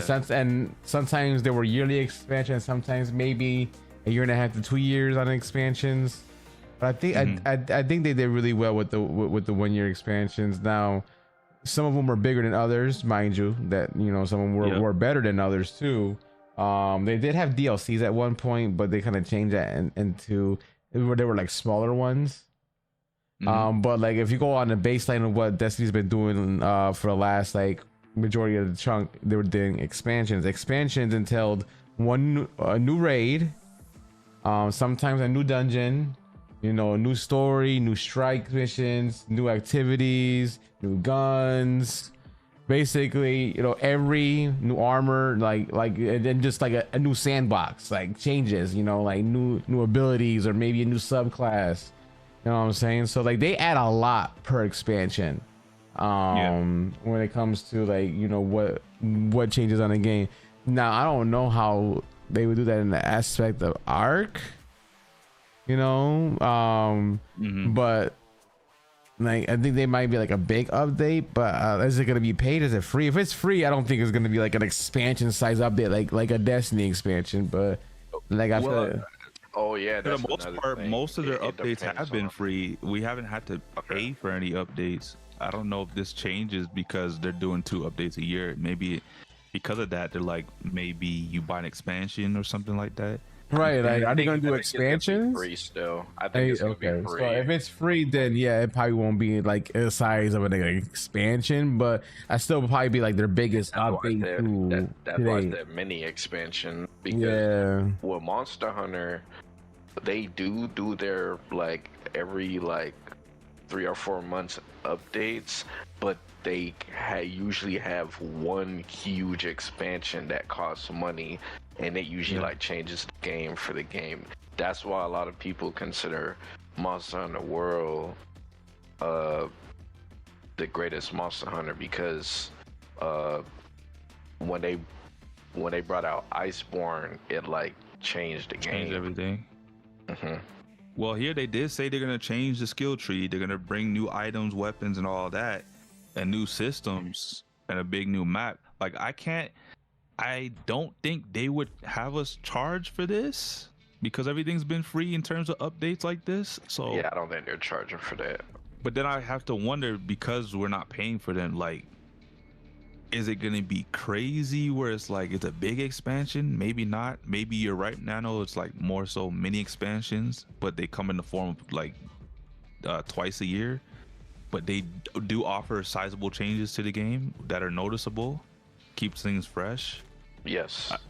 The only thing is like the next update we gotta wait for is in 5 months. I'm not used to that in a live service game. So I know they're gonna get their regular updates every month. They do get updates like every week if there's something that needs to be updated or patched quickly. So they're good on that.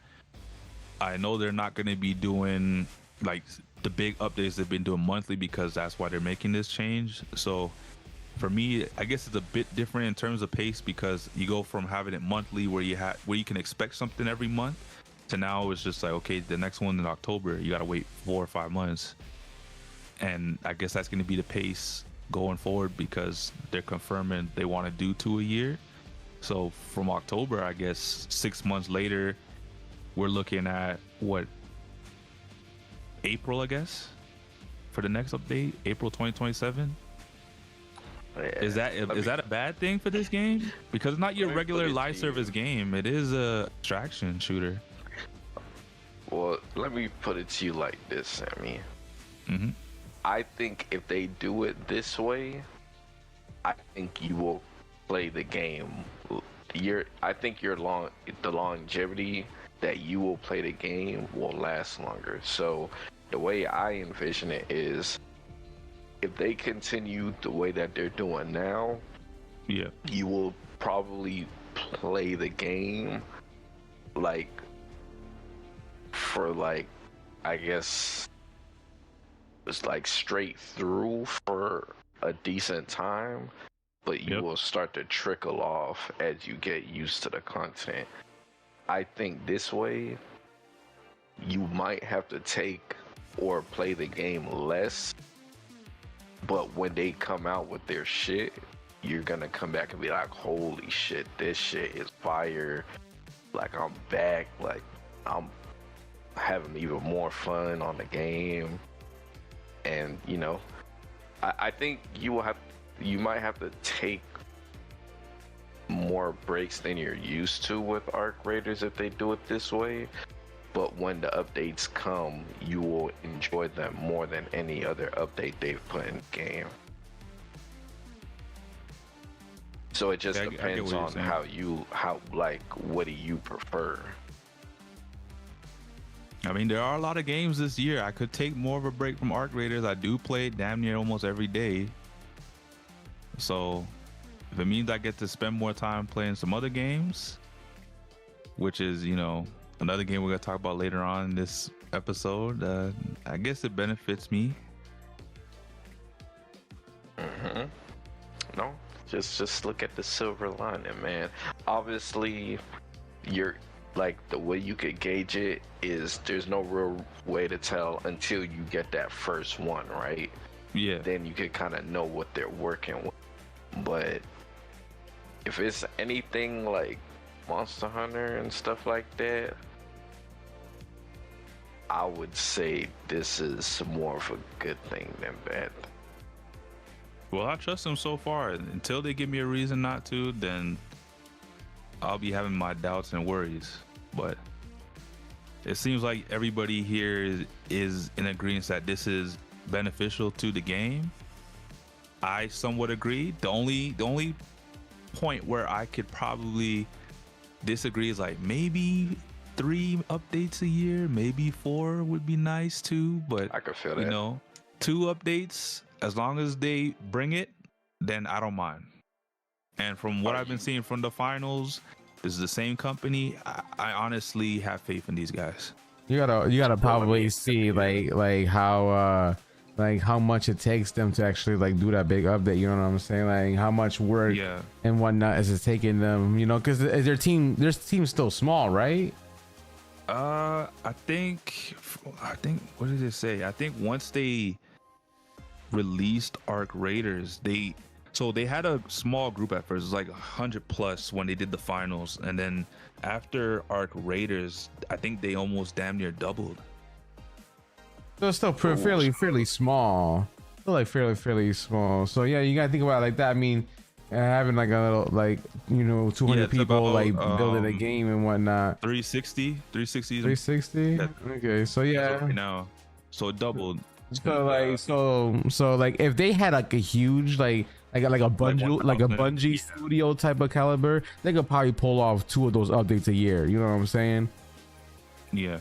So maybe they want to see how good this update is first too. You know what I'm saying? Because this is just the first year this game is going to be out. You know what I'm saying? By that time.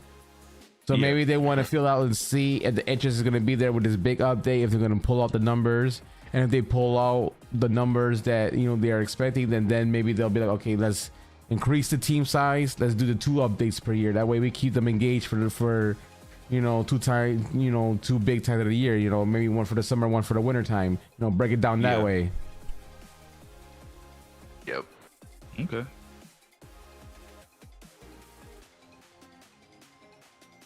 But apart from Arc Raiders, you know, there's other games that have been coming out and releasing. Recently, a game called Mixtape dropped into Game Pass, and you know, it had the industry going crazy. A lot of 10 out of 10 votes, a lot of perfect scores.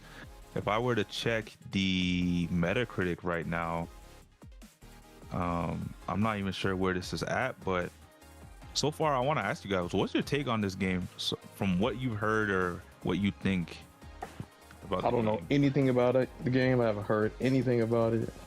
Right now, it's Metacritic's at 85. I pretty good. don't know. For me, I've heard of the game, Mm-hmm. and if I'm being honest, at least right now, I don't intend on playing it. But from what I hear from people that have played it, they have really enjoyed the game. I haven't seen anybody play the game, so I don't know if it's a 10 out of 10, or like a 9 out of 10 or whatnot. But from what I'm hearing, people fucking with the game. Now, I have also seen a couple comments online of people saying that they played it and it's not all that it's cracked up to be. But then I think at that point it's probably gonna be a matter of like perspective, and if you like games like that, kind of like a Telltale Walking Dead type game, because when that game came out, that shit was fire. Like, I love that game. And like Telltale's The Wolf Among Us, amazing. So if I'm thinking it's something like that, then I could definitely see why Mixtape will get all the high praises. So, I mean, I've been hearing some stuff about like it getting Game of the Year and whatnot. I don't know if it's gonna do all that, and I don't know if people actually think it's gonna be a contender for Game of the Year. I mean, it is a short game. It's like 4 or 5 hours type shit. So yeah, it was crazy when it first dropped. A lot of people were saying, "Oh, it's Game of the Year. It's Game of the Year." I was like, "What? What is it? What is even this game?" Like IGN talking about Game of the Year. I was like, "What the hell? 10 out of 10s?" I was like, "There's no way you gave this game a 10 out of 10, but you gave Crimson Desert a 6. You gave Pragmata a 7, or no, it was Soros a 7." Like, or no, wasn't it Pragmata a 7? Yeah, Pragmata was a 7. Soros. Okay, Soros was a 7. Yo, we'll get to that later, but damn. So I don't know. I'm not gonna like talk down on the game because I haven't played it. So all I can do is go off of what I'm hearing, and I think more based off of what I'm hearing, it sounds like the game's a pretty fun time if you're into, more narrative driven style game that doesn't really depend too much on gameplay. And we also have to remember that's not a style for everybody. That is true. I actually heard online that this is a game that's not really an indie game. From what I heard, like one content creator that was covering it, like he went down a rabbit hole and found out that the same people that run Paramount Skydance, the Ellis, like they were pumping money into this studio to make this game. Like billionaires doing this. So does it really classify as indie if you have someone backing your game like this? It's kind of hard because I think something like that happened with. Wait, hold on.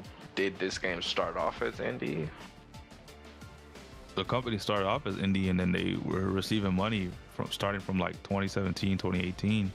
So I'm gonna by said billionaire. I'm gonna have to say yes because the same thing happened with Expedition 33. Okay. Expedition 33. They got backed by a billionaire as well. Not a billionaire, but they got. I forgot what they got backed by, but they got backed by, I think, something that like helped give them a lot of money and resources and whatnot. So there were a lot of people who were trying to take away Expedition's indie status during the Game of the Year award because of that. And it was actually a point of contention for the game. I still think it was indie though.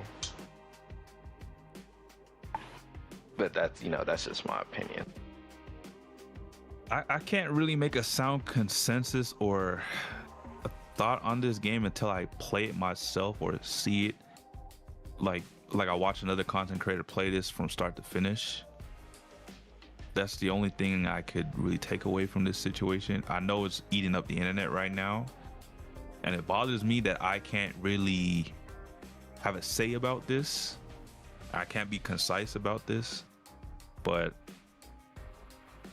it's on Game Pass. I'll give it a try. Nano's saying it's about 4 to 5 hours. Maybe I'll stream it, maybe I won't, but one thing's for sure, I'll know about the game sooner or later. Yep. Caleb, Angel, what do you guys think about the controversy that's going on around this game? What, Marathon? No, Mixtape. I don't think nothing. I haven't played it. I think they're industry plant games that they try to promote, and this is one. You think it's an industry plant game? I heard a lot of people on the internet say it was an industry plant. I'm not gonna lie. I'm starting to believe in myself. Yeah, just like Valorant. That was an industry plant game. I don't know. It's not. I'm skipping it. Just I know what games I want to play this year, and it's not that. So. Fair enough. Man. Well, there you have it. It's split across the board in terms of Mixtape. You know, I think the only way we'll know is unless we play it. If someone's got to make the sacrifice, it could be me. Like I said, I could play it for free, but do I want to play it? I'm on the fence. Would it really be a sacrifice though if it's a good game? See, that's only after the fact I know it's a good game. What if I don't enjoy it and then I find out it's trash? It's very possible. Wait, did you play any of the Telltale games? I did. I enjoyed every single one of them. Even the Game of Thrones one. That one was my favorite. Did you play stuff like Life is Strange and whatnot? I never played Life is Strange, but I have some of the games. I just never got to them yet. Apparently, Life is Strange is like really good, and I hear that too. I think this is kind of in that realm. But I also think that if we're talking about story narrative games, the best one that was done was probably The Walking Dead. And I say this because even though it was narrated, you still had to play the game. Like, the game wouldn't just play for you. From what I've been hearing, you don't really have to touch your controller and the game will play. That is not good. I get it, it's a narrated game, but I still should have to interact with the game for it to be a game. If that makes sense. That's true, but at least from what I've heard, even if that's the case, I mean, I don't know what the extent is, but if I'm hearing from people that they still fucking with the game, it can't be that bad. I mean, we'll have to see. Until I play it, I can't really give it a full... I can't really undress the game and go into detail like how I normally would with anything else. So I really have to play this game for myself. Hey man, that's the best way, right? 4 or 5 hours? Oh man. Shit, you probably beat that game in a session, bro. Oh, easy. But yeah, that's Mixtape for you guys. So if you're wondering, I think it sounds like we're on the fence, most of us. You know, it could be good, it could be bad, but you don't know unless you play. So maybe you got to take a risk like me. Yeah. But in other news, we got some Sony news for y'all today. And, you know, some of it's good and some of it's not so good. But I guess we can start off with the bad. So, all right, Nano, sorry, but your game's gonna have to take a hit. Sorrows flopped. How you feel about that, man? I don't really feel any type of way because from the people that play it, the game is amazing, and I'm hearing straight good things about it. So I know Returnal's so pretty good. So Yeah. you know, the type of game that it is, it's kind of niche even for roguelikes because it's a bullet storm game, and there's not really too much of those. So the audience is still niche. And from what I heard, they made the game more accessible for people because a lot of people complained that Returnal was too hard and demanding for what it was asking to do. But I don't know.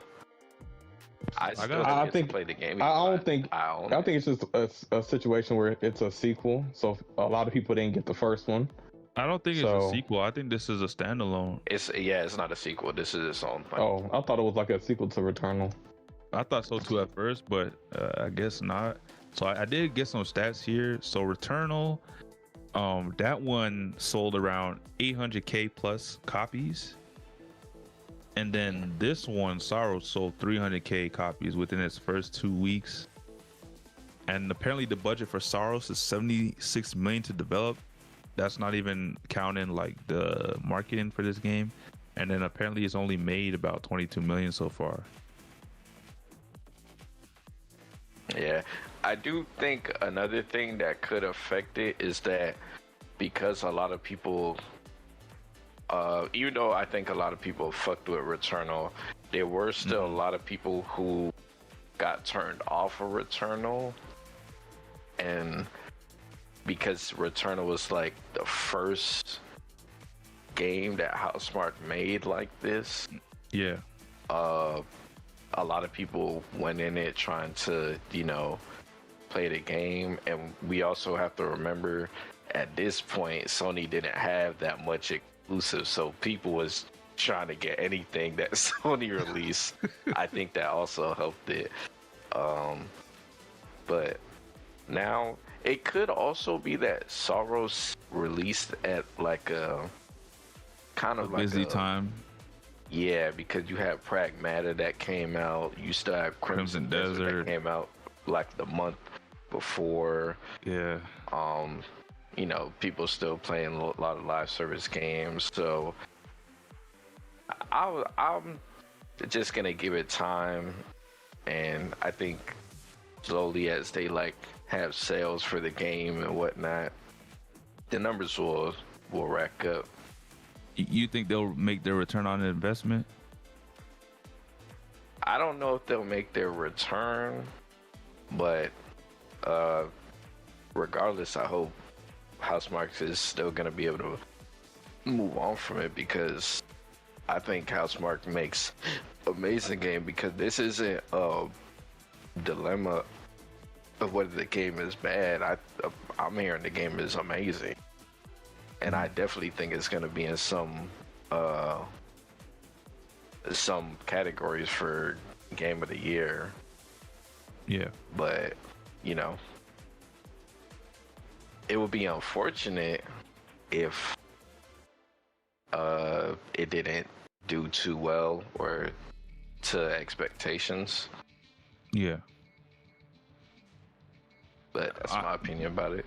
My thoughts on this is that I'm hoping this doesn't end up with Housemarque shutting down if they don't make enough money, because we've seen Sony lately, if you don't hit like a certain mark or hit a quota, or you don't make money back, they'll get rid of you. Like we've seen this with a couple studios that they had already. And I thought Housemarque was one of their better buys because of a game like Returnal. I remember when the game came out and there was a lot of hype behind it. So I figured, they actually kind of hit this one out of the park when they picked up Housemarque. But if they were to come around and just get rid of them after this kind of lukewarm, I guess, I wouldn't say sequel, but I guess successor to Returnal, that would be unfortunate because, you know, you wouldn't get the true sequel to Returnal, and then, you know, franchise series is just cut short, like how we almost saw with Wu-Chang. Yeah, and you know what's so crazy? Sorrows and Returnal are some of the best pure gameplay games in existence right now for modern day gaming. Like, just from the shooting and the movement and everything that's going on the screen and action, it's like top notch. So that would I'm not gonna like go down the road and say that Sony would give them the X, but if they did, I think that would be like a huge mistake, A huge loss, because the games are top tier quality, gameplay wise. Well, I'll take your word for it because you did play Returnal. I can't really speak on it because I didn't play it, but hopefully, you know, Sorrows can pick up some steam at some point in the year. It might not be this year, maybe next year, because we don't know really in terms of the timeline of games what's coming out. So maybe they got a chance to get some fresh batch of sales. It's also possible that they will update the game and add more stuff to it, because for Returnal, they actually added like this whole, like, I think Coliseum type mode. I think they added like a boss rush mode, and they added co-op later on. So it actually has some nice updates that they could probably potentially do with Sorrows. Yeah, we'll have to see. Just because I think these are two different scenarios. One with Returnal being more successful, so I guess Sony or maybe Housemarque was able to put out DLC for a game like that. I suppose with Sorrows, I'm not sure if, you know, because under the Sony banner, Sony's looking at it like, you guys didn't make enough money. I don't think you guys should put out DLC and take up more resources. But if they already had planned that ahead of time and then they dropped that to kind of give the game another spark, then I could see that being a thing.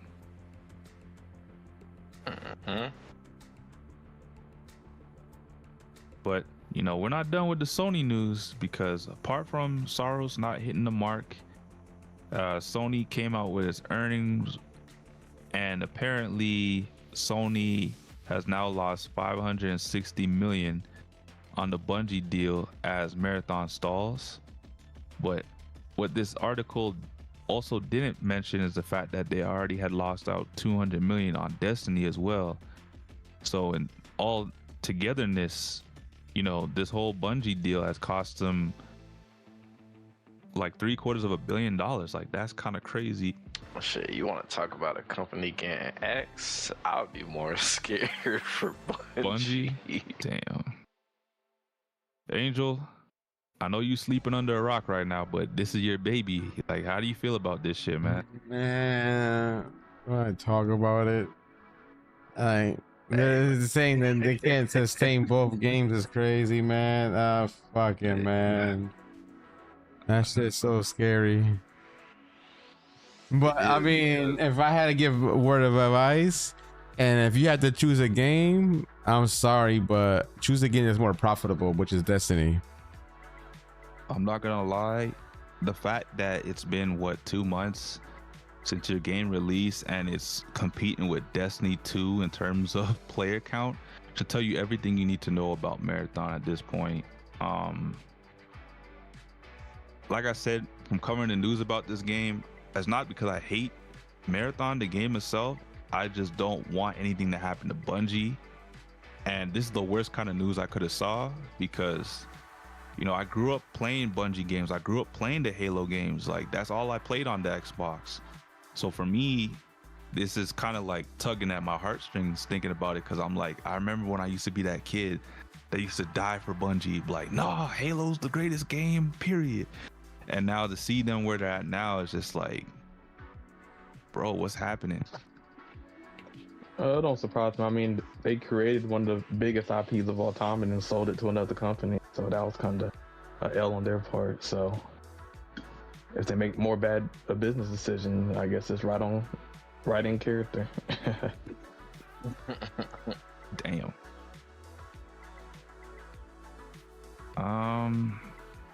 So in terms of the loss, like $3/4 of $1 billion, like that's a lot of money.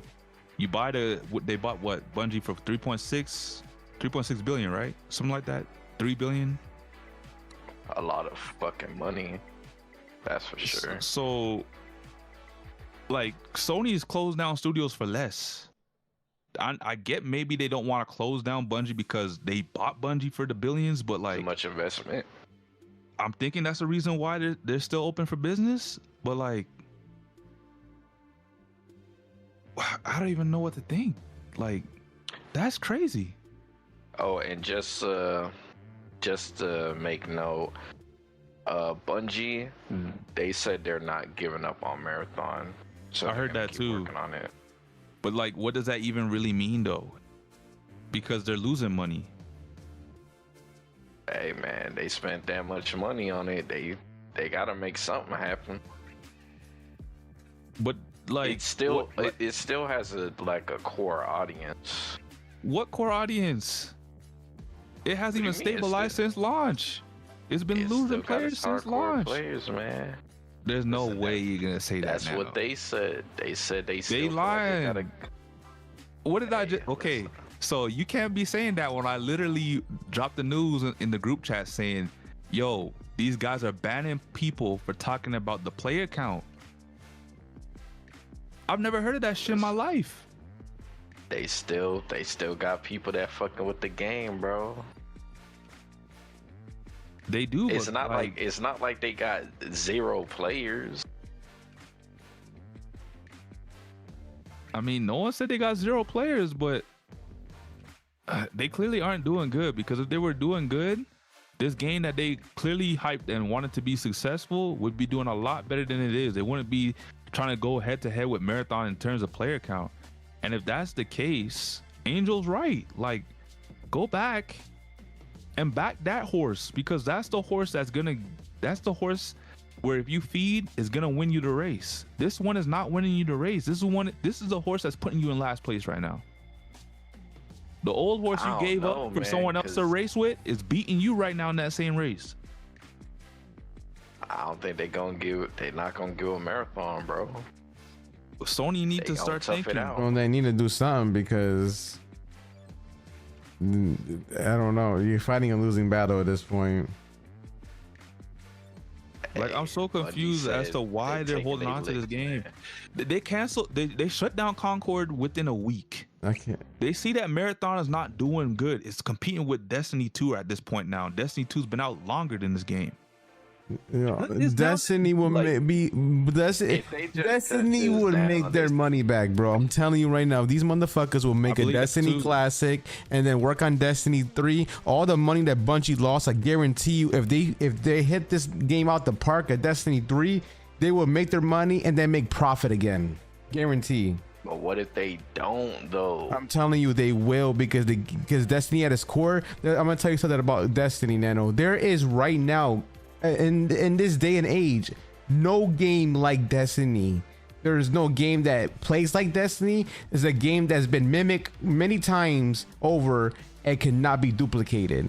There is a market for a game like Destiny, and if Bungie can revive it and bring a Destiny 3 and literally fix what's wrong with the game, 100% everybody would come back to it. The Destiny creators is literally crying for it right now. They're literally begging for them to make it, because they know everybody would come back, because, you know, at the end of the day, there is no game like Destiny, and it will literally bring back a lot of players, especially if they do it right with the PvP and everything, the gunplay, the mechanics, the play style. You cannot get that game. You cannot get that nowhere else. But Steve, you're asking for a Destiny Classic. I don't think they would want to make a Destiny Classic to hold your player base over until you finish Destiny 3. Because Destiny 3 is years out. You can make a Destiny Classic and it won't take you as long as it will take you to make a Destiny 3, because the Destiny formula and Destiny 1 is already made. All you gotta do is just make the game look better and run better, because it's stuck at 30 frames per second. So all you gotta do is just update the engine to the Tiger engine that you have for Destiny 2. And that will not take as much time as making a whole new Destiny 3. So you can make that for now, keep the players engaged, and playing something, you know, that's classic, like WoW Classic, that has a lot of people that love to play that WoW Classic and RuneScape Classic. It works for them. Classic. They can make a Destiny Classic because that game never really released on PC. Destiny 1 was only on console. So now you're giving your PC players the ability to play something that they didn't get to play unless they had a console back in the day. So just think about that for a second too, because that will also bring in new players. And then players can actually go from start to finish at that point from the Destiny universe, being able to do this on Classic. And then Bungie can go ahead and lay the groundwork for the Destiny 3, get that going with no pressure because they got the people happy because they got a Destiny Classic, and you know, it's feeding their nostalgia for a moment until they could go ahead and make something new. The scary part in all this is the fact that, you know, the latest reports with Sony's losses with Bungie itself, you know, there's speculation out there right now that, you know, it might be over for Bungie now. Like, they're saying there might not be no more Destiny down the road. And even though that they said they're gonna be committing to Marathon, like, what does that even really mean? Like, they could be committing to just doing updates and that's it, bug fixes and that's it. Well, listen, they can't sit there and twiddle their thumbs. We know that, so they got to do something. Either you gonna work on the game you just spent a whole bunch of money on, or you gonna exit. Honestly, this sounds stupid. If I were the businessman in this room in the conference call at Sony, I'd be like, fuck this game. We took a loss. We're not gonna take no more money. We're not gonna take more bleeds with this game. Shut it down. We shut down Concord in 7 days. We can shut this game down in 2 months. It is what it is. We gambled on live service and we failed. We flopped. See, that was Sony's problem. They gambled on live service. That was the first problem they made. But I think the fact that they have the recipe here with Destiny, like, Destiny is a game as big as Fortnite is in terms of its genre, the looter shooter. So I think you put the money and resources in Destiny. Thank you, Sammy, because that's exactly what I just said. Destiny 2, I might say there's no game like Destiny 2, but obviously the categorize is a looter shooter / MMO type of style game, you know. It's just like its own identity, but it is literally the Fortnite of that genre, because look at Borderlands 4. Where the fuck is Borderlands 4? I think the only game that really is in that genre that has some buzz is, I guess, the Division. Because that's Divisions. Where's Divisions at? Where's Anthem at? Where's all these other games that was supposed to be the Destiny killer at?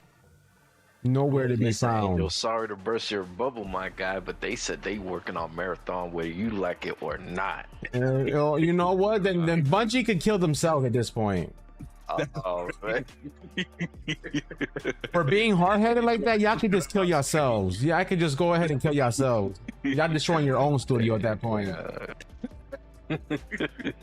He don't really mean that. He just upset. I'm not saying off yourself, like off yourself. You're offing the studio. That's what I mean. Like the studio. You know, before people try to flip it, you're offing the studio, okay? Not the people, but you're outing the studio at this point. But then, like, what happens to the IP? Like, okay, so let's say Bungie gets shut down by Sony, right? But then, like, what happens to the IP? Like, what happens to Destiny? I'm pretty sure at this point Sony's just gonna shut down Marathon. But like, do they give Destiny to another company? Do you think Sony would give up Destiny's IP though? Or Sony has studios.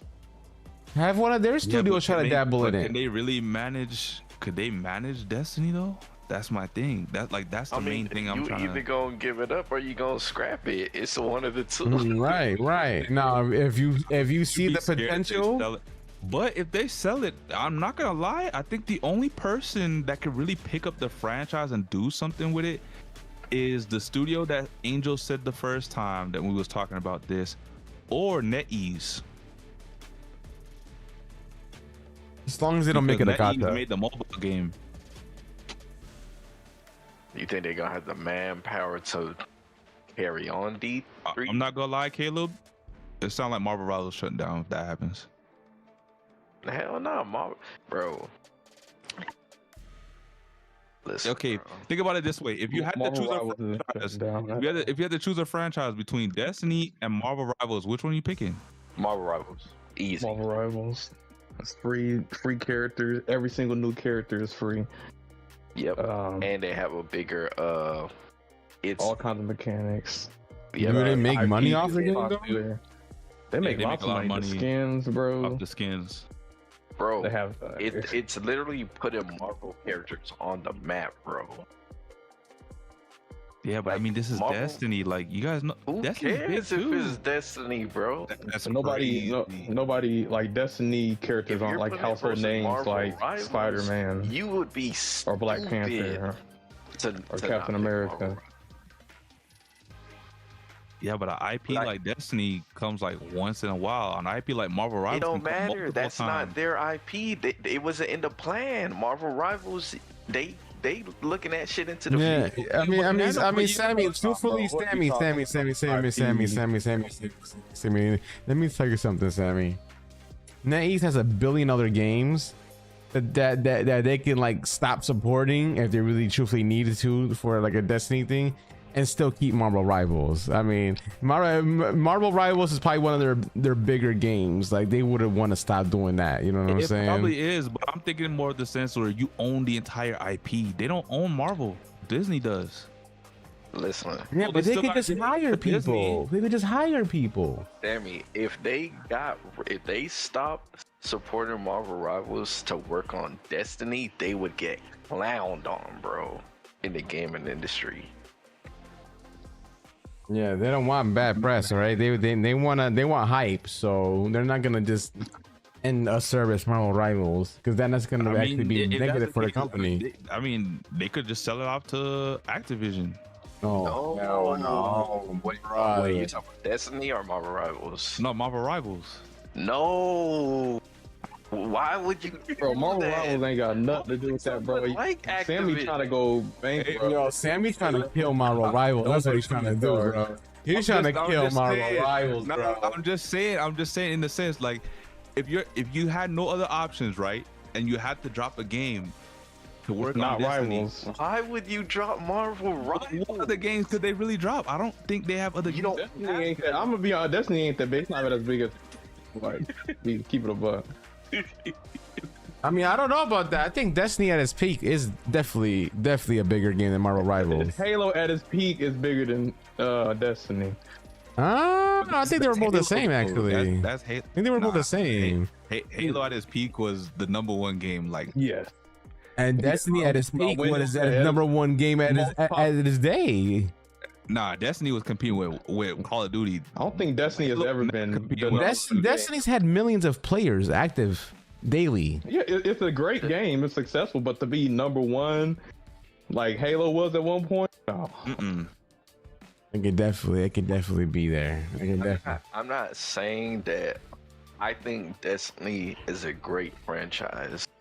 And I agree. think its player base, it's gained like a cult And I like think player base. I think Sony was smart picking them up because at the time they were doing a lot of game movies, and picking up Destiny as an IP and owning that means you could do television, you could do movies, and I think at some point they probably were thinking about doing some type of media with it in terms of like a movie or a TV show, but like they've been dropping the ball by not supporting their franchise Destiny instead of Or not listening to their their players. Yeah, instead they're just making other IP because Sony needs live service.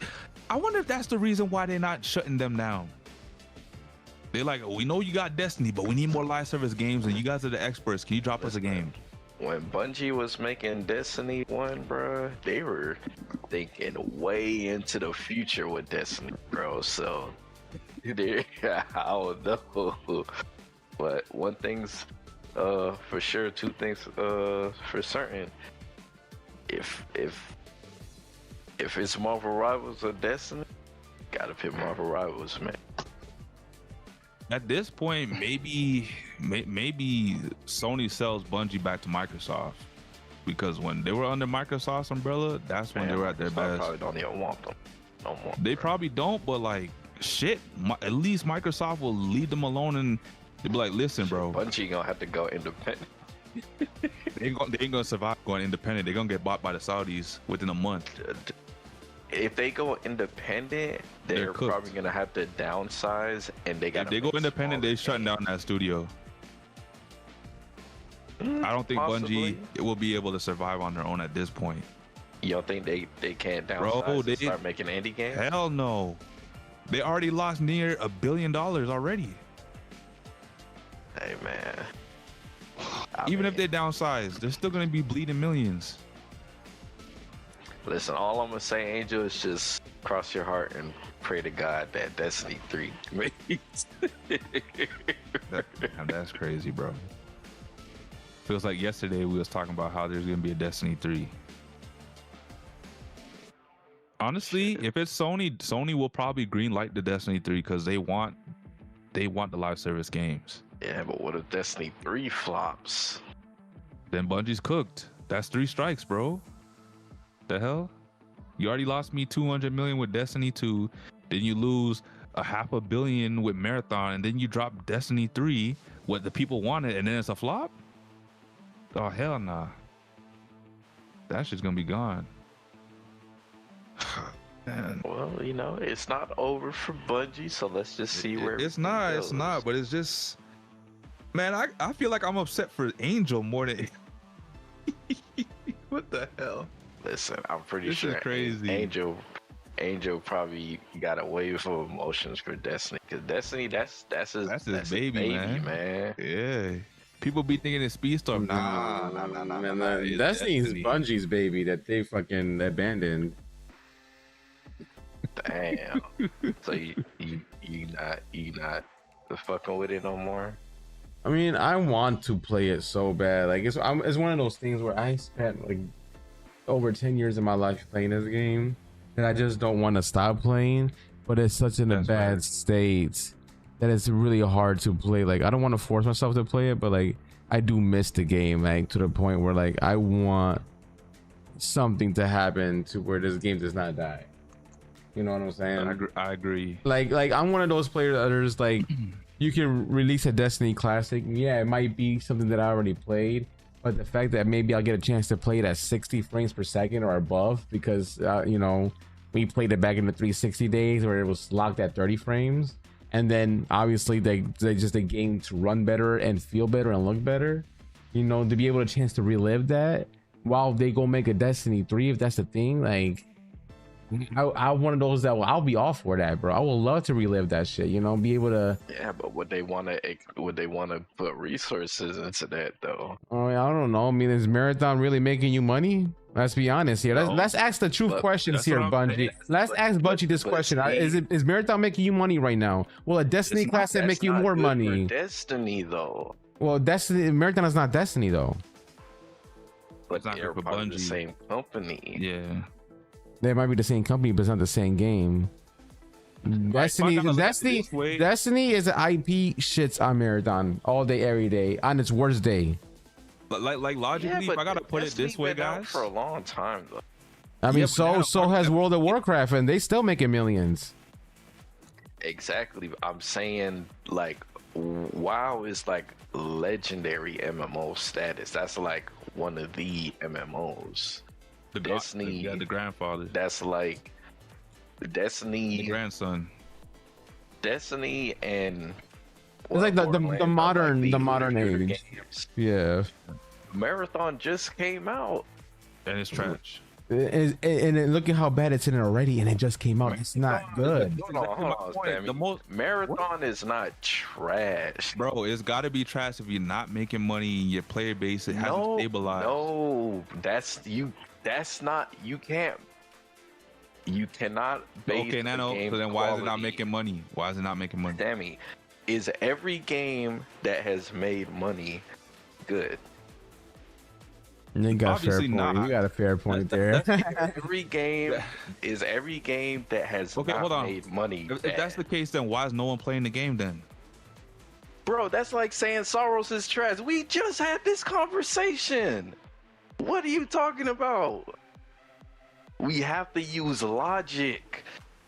Money does not equate to a game being good or not.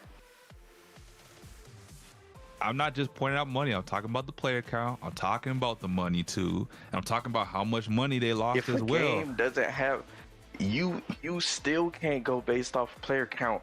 There's so many games that don't have higher player counts that are fire right now. Okay, but I also got to look at this logically. If I'm thinking with a business mind, and I know that since buying Bungie for $3.6 billion, I have Destiny and now I have Marathon. In that time frame, Destiny 2 has only lost me 200 million. I can recoup that with another DLC or expansion, easy. Marathon has lost me $500 million. There ain't no recouping that. Yeah, I'm saying that doesn't make the game as itself, the gameplay, like the lore or the gameplay loot. I'm saying that doesn't mean that that part is trash. Be that as that may though, Nano, if I have to choose a game because people are saying these two can't coexist and it looks like they can't, if I'm Sony, I'm picking Destiny 2. If my player base for my brand new game that's been out for 2 months, I'm not playing Marathon or Destiny. Neither am I, but I'm just looking at the situation like this. If I just dropped the game 2 months ago and now it's already sitting at a player count that Destiny 2 has been sitting at, and Destiny 2 has been out for like 5 years, why the hell would I continue back in this game for 2 months past this if it can't even outdo a game that's been out for 5 years? I'm gonna go back to a game that's been out for 5 years. And they said they gonna support Marathon whether we like it or not. So we kind of arguing, we kind of talking about a dead horse at this point. I just think all in all, like, Sony, fuck all these live service games, pick one that works, stick with it, and put resources behind it. Because I remember at a point where Destiny 2 was being talked about the most out of all the shooters and all the other MMOs for the most part. Like, I remember a point where Destiny 2 was at the top.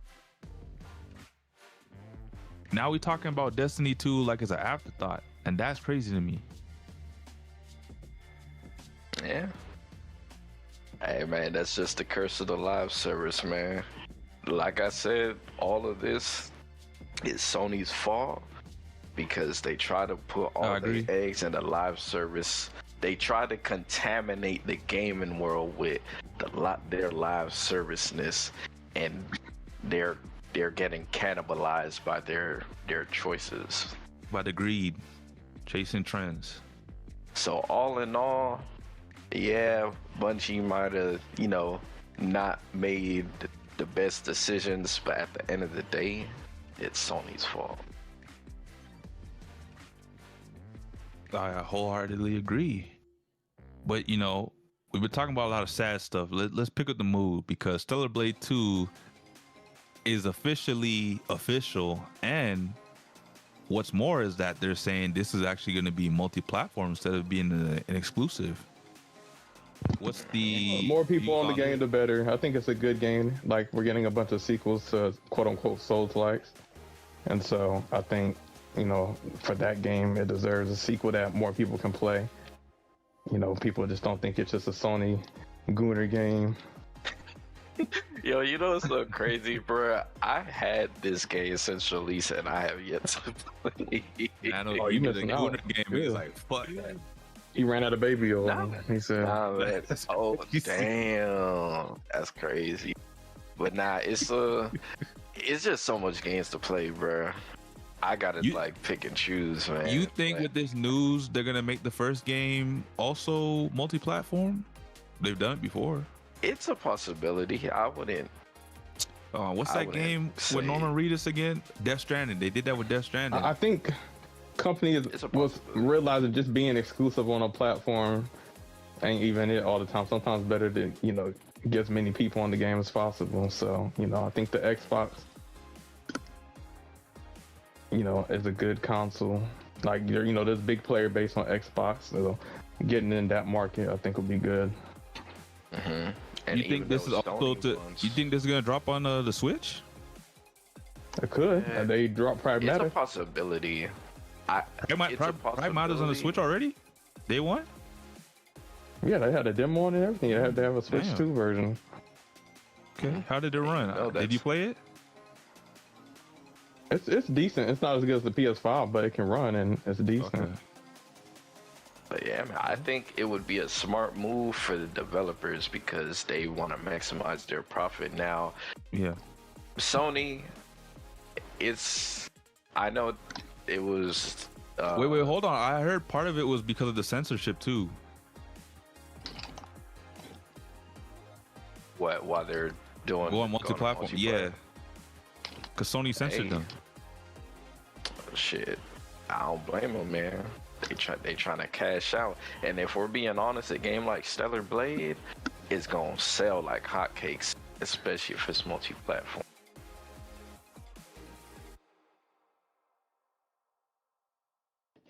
No, I never played this franchise, but you know, Caleb gave it the green light. So if he's saying It's a great combat game. Everybody that played it gave It's it. a great combat game. It's just people made a big deal about it because, you know, the chick is attractive and all of that shit that people want to talk about. Oh, ugly women in games, attractive women, Korean, Chinese developers versus US like to make women ugly, Asian game makers like to make women attractive. So that, you know, nonsense. That is not, it's just, I don't know, it's not important, but that was kind of like the big narrative around the game. But when in reality, it's like a really good combat game with a good story, sci-fi.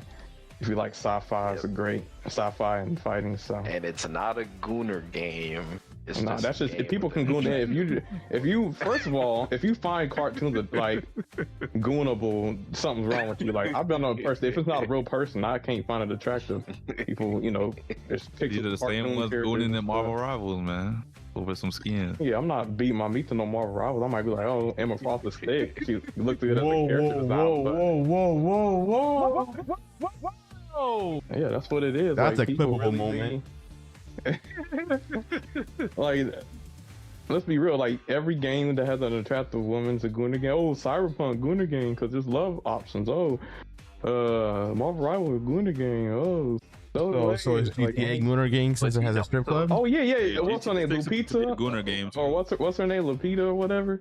Oh, it's a Gooner game because she fine. Like you got you know what's the so actress funny? actually looks like her. Like You know people what's so just funny. They didn't that game say got a Nier whole was strip gooner club. game. Did they didn't say say what what? game is a Gooner game? They didn't say Nier Automata was a gooner game. And the way that game, people be posting stuff with them characters, it looked like a Gooner game. But the thing But- is, when Nier came out, gooner wasn't really like a Yeah, thing back then. these narratives weren't out. You know, what was that game with the robots? It was like armors. It was like I don't know, some Armored Core. robots.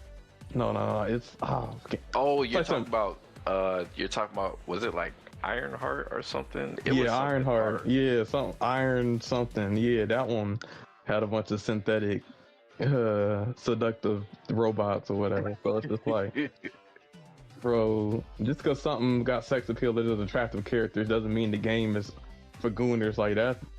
If I was a game developer, I'd end that narrative. I got people gonna be boycotting my game because it's you like the women too much. Like Marvel Rivals, I think they did a good job of that in the bug because they're like, yo, you know, we got attractive women and we got, you know, attractive men. You know, no diddy. Like not to me, but I know some girls they like the Doctor Strange skins or the Thor skins with no shirt. Like, you know, they do it both sides. You know, we gonna have a Black Cat skin and we also gonna have a Gambit skin. You know what I'm saying? So that's their way of kind of like combating the whole Gooner allegations. But yeah, it's just people just need to shut the fuck up and enjoy the game and quit trying to make it something it's not.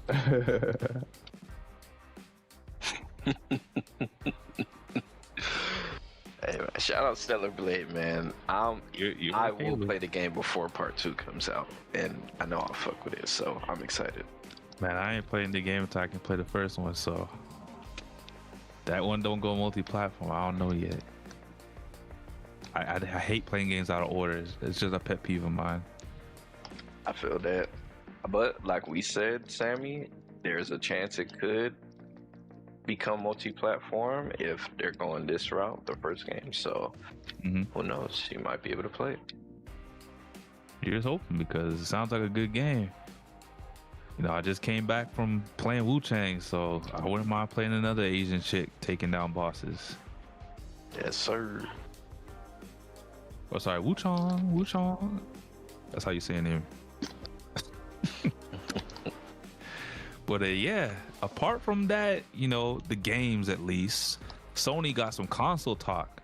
Well, I guess not Sony, but there's been some leaks in Sony's house, and I'm not surprised. Sony ain't really managing their business right. But Angel, the article's up there, but just in case you can't find it, I'll repost it in the chat, and I guess we can go through this together. Yeah, just go ahead and repost it if you have it on demand. It'll probably be faster that way. Here. Yeah, we can go through what they're thinking here.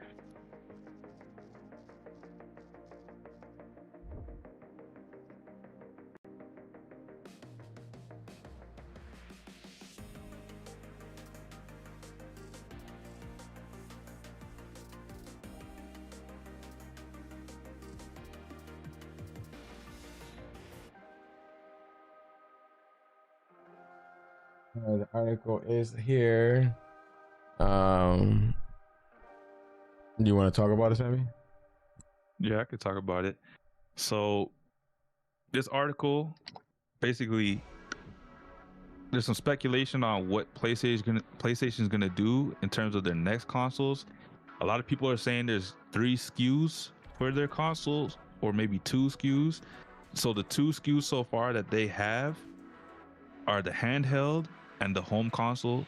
So like the PS6 and then the PSP3, that's what they're calling it here, or the PlayStation 6 portable, whatever you want to call it. And the prices that they're talking about for the portable is like $499 to $699. Quite a bit expensive, but I guess this is going to be a console that directly competes with the Switch 2. And apparently it's going to be able to play PS4, 5, 6 games. And in terms of the PS6, it's going to cost between $599 to $799. It's going to be able to play PS4, 5, and 6 games. Where I think they're getting the third SKU from is maybe there's going to be at launch like the PS6, which is like the basic, like how we had the PS5 and the PS5 Pro. And then I think the third SKU is going to be like a PS6 Pro kind of model. But I think all 3 of them are going to release at the same time or relative to one another. I don't know what to think about this, because, you know, there was another report that said Sony was unsure of when they'll release their consoles because, you know, the memory cost is still going to be up by 2027. Yeah. So they're trying to avoid having to pay. Yeah, it was recent. So the president of like Sony or PlayStation was like, we don't know if we're confident in releasing this console in early 2027, but he said early 2077. He never said late 2077 was off the table. So I think that's where all this speculation is coming from. If I had to guess, I would say late 2028, maybe early 2029 for the PlayStation consoles, which isn't bad because at least you gave the PS6, or sorry, the PS5 like 9 years to breed. 9 years ain't bad in a console cycle, if you ask me, but it will be behind in terms of like gaming. Like PC's always upgrading, PC's always up to date, so you're gonna be holding back the PC gamers. But with that said, how do you guys feel about this information? I mean, I don't know, because like I said, I plan on going to PC. Yeah. So I'm not necessarily looking forward to the PS6. What were the prices again? So the PS6 was anywhere between $599 to $799, and the portable was anywhere between $499 to $699. A lot of people are saying the prices are too low because they're assuming that these are going to be astronomical figures. Yeah, I mean that's what everybody was assuming based on, you know, the current situation. Yeah. But it definitely has me scratching my head because kind of like them, I thought the prices were gonna be higher. So I I don't definitely know. agree. I'm kind of like you, Sammy. I don't know what to think right With the PS6, it's possible it could end up being a situation where you have to buy, like if you're a physical gamer, you might have to buy like a disc peripheral, so like an attachable disc drive. It may come with a disc drive included already, like not not an add-on, but already one built in. But seeing how Sony's been going about things recently, I wouldn't be surprised if it was just an all digital console, because they've been saying that about both of these consoles of late, from Xbox and Sony, going all digital. And I wouldn't be surprised because, like I said earlier, Capcom, most of their games have been sold digitally. Majority of their games, I should say. So for physical gamers, that's also another hit. I don't know, man. And the fact that they're coming out, the portable and the console is coming out at the same year. It seems like they're trying to compete on two fronts, where they compete with the home consoles that are premium, that's their jargon, and then they compete in the portable genre, where they'll be directly competing with the Switch and Nintendo.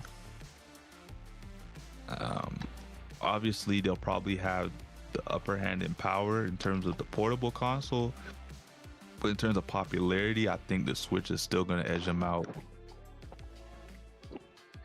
That's true.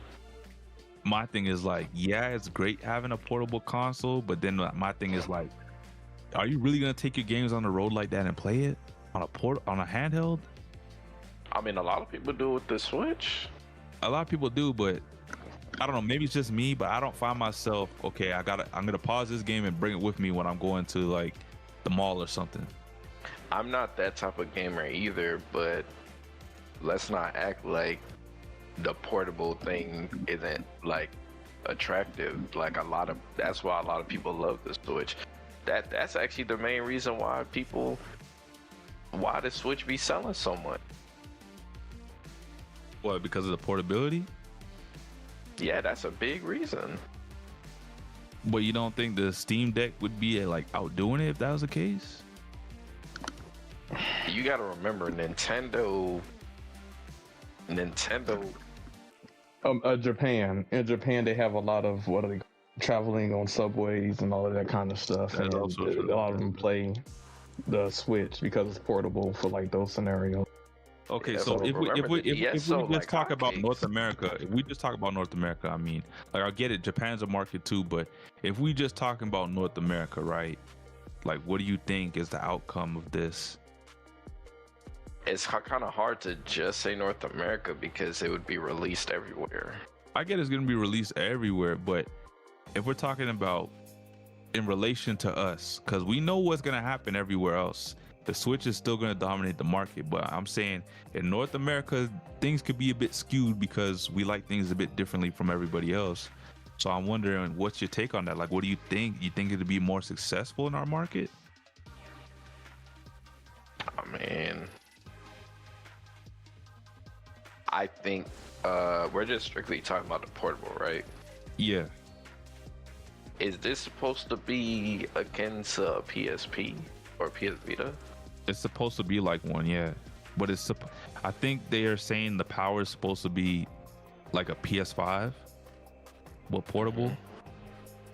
If that makes sense. But it'll be able to run PS6 games. I don't know to what degree or ingenuity that's gonna take, but hey man, they say it's gonna run PS6 I think a lot of people, love the PS Vita, even though it didn't sell well. I love the original PSP, the 1000. I had one. Yeah, like you know what I think? I think maybe the marketing just was probably not it for the PS Vita and whatnot. So that's probably why it didn't sell too good.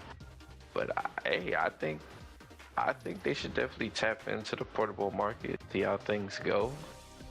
Is this something you guys would get? Like, say you guys bought your PS6, right? Is this something you would get on the side as well?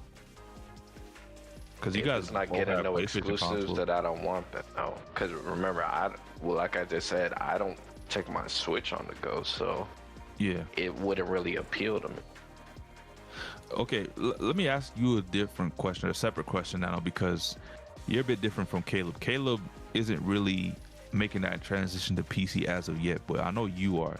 Let's say you do get your PC pretty shortly here, right? Is this something you would get in as a replacement for the PS6? Because Nope. at this point you're already gaming on it? No? Well, not at all. If I'm getting a PS6 in any shape or form, especially for It'll the be the console. exclusive, it's gonna be the console. Okay.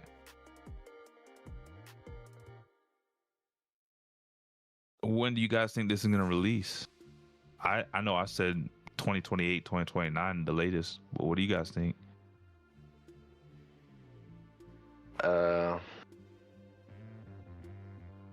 Probably. Usually, when PlayStation releases their stuff, it's usually around like the first half.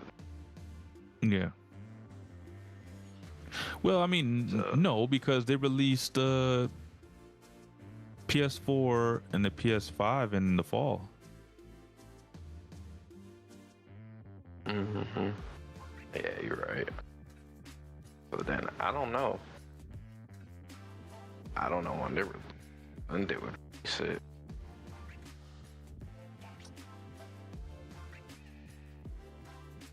If you had to take 2027 off the table, you think 2028 is most likely? Yes. I was already thinking 2028, 2029. I was thinking too, but then we started hearing speculation of everyone coming out 2027, which is next year. Mm. Same thing with the Steam machine. Like, that's seeing a lot of scalpers now because it's dropping, or whatever the case is. I don't know. A lot of things are happening, and if you want some of these consoles, it seems like you might have to go through a scalper again. Unfortunately. Yeah. I was looking. But on the flip side of things, from blue to green, you know, Xbox, they've been going through some things. You know, so Forza Horizon 6 is set to release on the 19th, so in 5 days. And the game has already been leaked. How do you guys feel about that? Because those are the players that bought the premium edition for the game essentially would have had the early access, like how we had a week of early, was it a week or 3 days of early access for Sonic Crossworlds? So, you know, the leakers were able to play this game ahead of the premium players. How would you guys feel about this game if this happened with Sonic as well? I'm gonna be 100% honest with you. I actually don't even like that shit. That whole release, Like play the game early. Yeah, I think that's a bunch of malarkey, and it's just a way for companies to get a fast buck off of people. Yep. Because like separating the game by a couple days from like the masses, like, Mm-hmm. and you charging for that, like, really? I know it could be a good thing for content creators, but majority of people aren't content creators. But I do think if this is like, I mean, how big is the leak? So apparently it was the whole game, a whole 155 gigabytes of it. But like, how are people playing it? And So how many- it leaked on Steam. It's hard to say how it really happened because, you know, Xbox is saying one thing and then Steam saying another thing. but they're saying it got leaked from Steam, so you know we know that at least. And based on the leak, it was confirmed that the size of the game is 155 gigs, and from there the leakers took the game offline, and some of them were streaming it, so snitching on yourself or telling on yourself. And since then, Playground Games, the developer behind Forza Horizon 6, have been sending out hardware bans until the year 10,000, until like 10,000 years. So people are getting their computers banned for 10,000 years. So you ain't playing another Forza game or another Playground Games game again. And a lot of people are laughing and saying, well, that's enough time until GTA 7. So Pretty much. Yeah. How you guys feel about this kind of news? This is kind of crazy. That thing, I'm tired of 10,000 leakers. year bans? Leakers on. It just depends. On some leakers, I mean, these companies spend so much on these games just for it to get leaked. GTA, Wolverine, the whole game. I remember that whole game leaked, and then I get it. GTA as well. But like a 10,000 year ban, like a 100-year ban on your hardware makes sense. Like you're not gonna live over the 100 years, but 10,000 years, so might as well throw out your PC at that point. That's just them extra and shit. I'm here for it. Add insult to injury just because you can. That means you win. And just in case you live to see 110, 20 years. Yeah, 20 years old. You got 9,900 years to go. Yeah, I remember when Angel was playing Crossroads early. Remember that shit? Talk about, I just gotta play it offline. What if he would have got? And I was like, be careful. Yeah, what if you, Angel? What if you got hit with that ban, bro? What would you do? He would probably be like, man, this shit sucked anyway. I'm going back to Speedstorm. They would never do this to me. Oh man, this is crazy. 10K years in. Oh, I've never heard of this. Yeah, you know, it be like that, man. It be like that. Like I've been seeing the videos on the internet and like crazy. I'm so hyped for the game, and I don't even have access to the game yet. Like that's the one thing I hate about these leakers. They leak it early and then they get you more than you need to be. Like on one hand, I appreciate the fact that you went out of your way to give us early access without early access, but it's another thing to be like, oh shit, bro, why'd you do this? Because now it's even worse. It's like you get to play and I don't get to play it, kind of thing. But like I said, I feel like it's worse for those that got into the early access buying the premium edition, and then you have leakers playing the game before you. So like, I think in general, if this is happening, yeah, you're banning hardware, I think these people that pay for the early access deserve some kind of compensation. Like even if it's not during early access, you get the compensation. Let's say on global launch, global release, you get the compensation to those players. You give them like a special reward that only they can get. Yeah, I could see that happening. Like just it would probably be a good PR move. Yeah.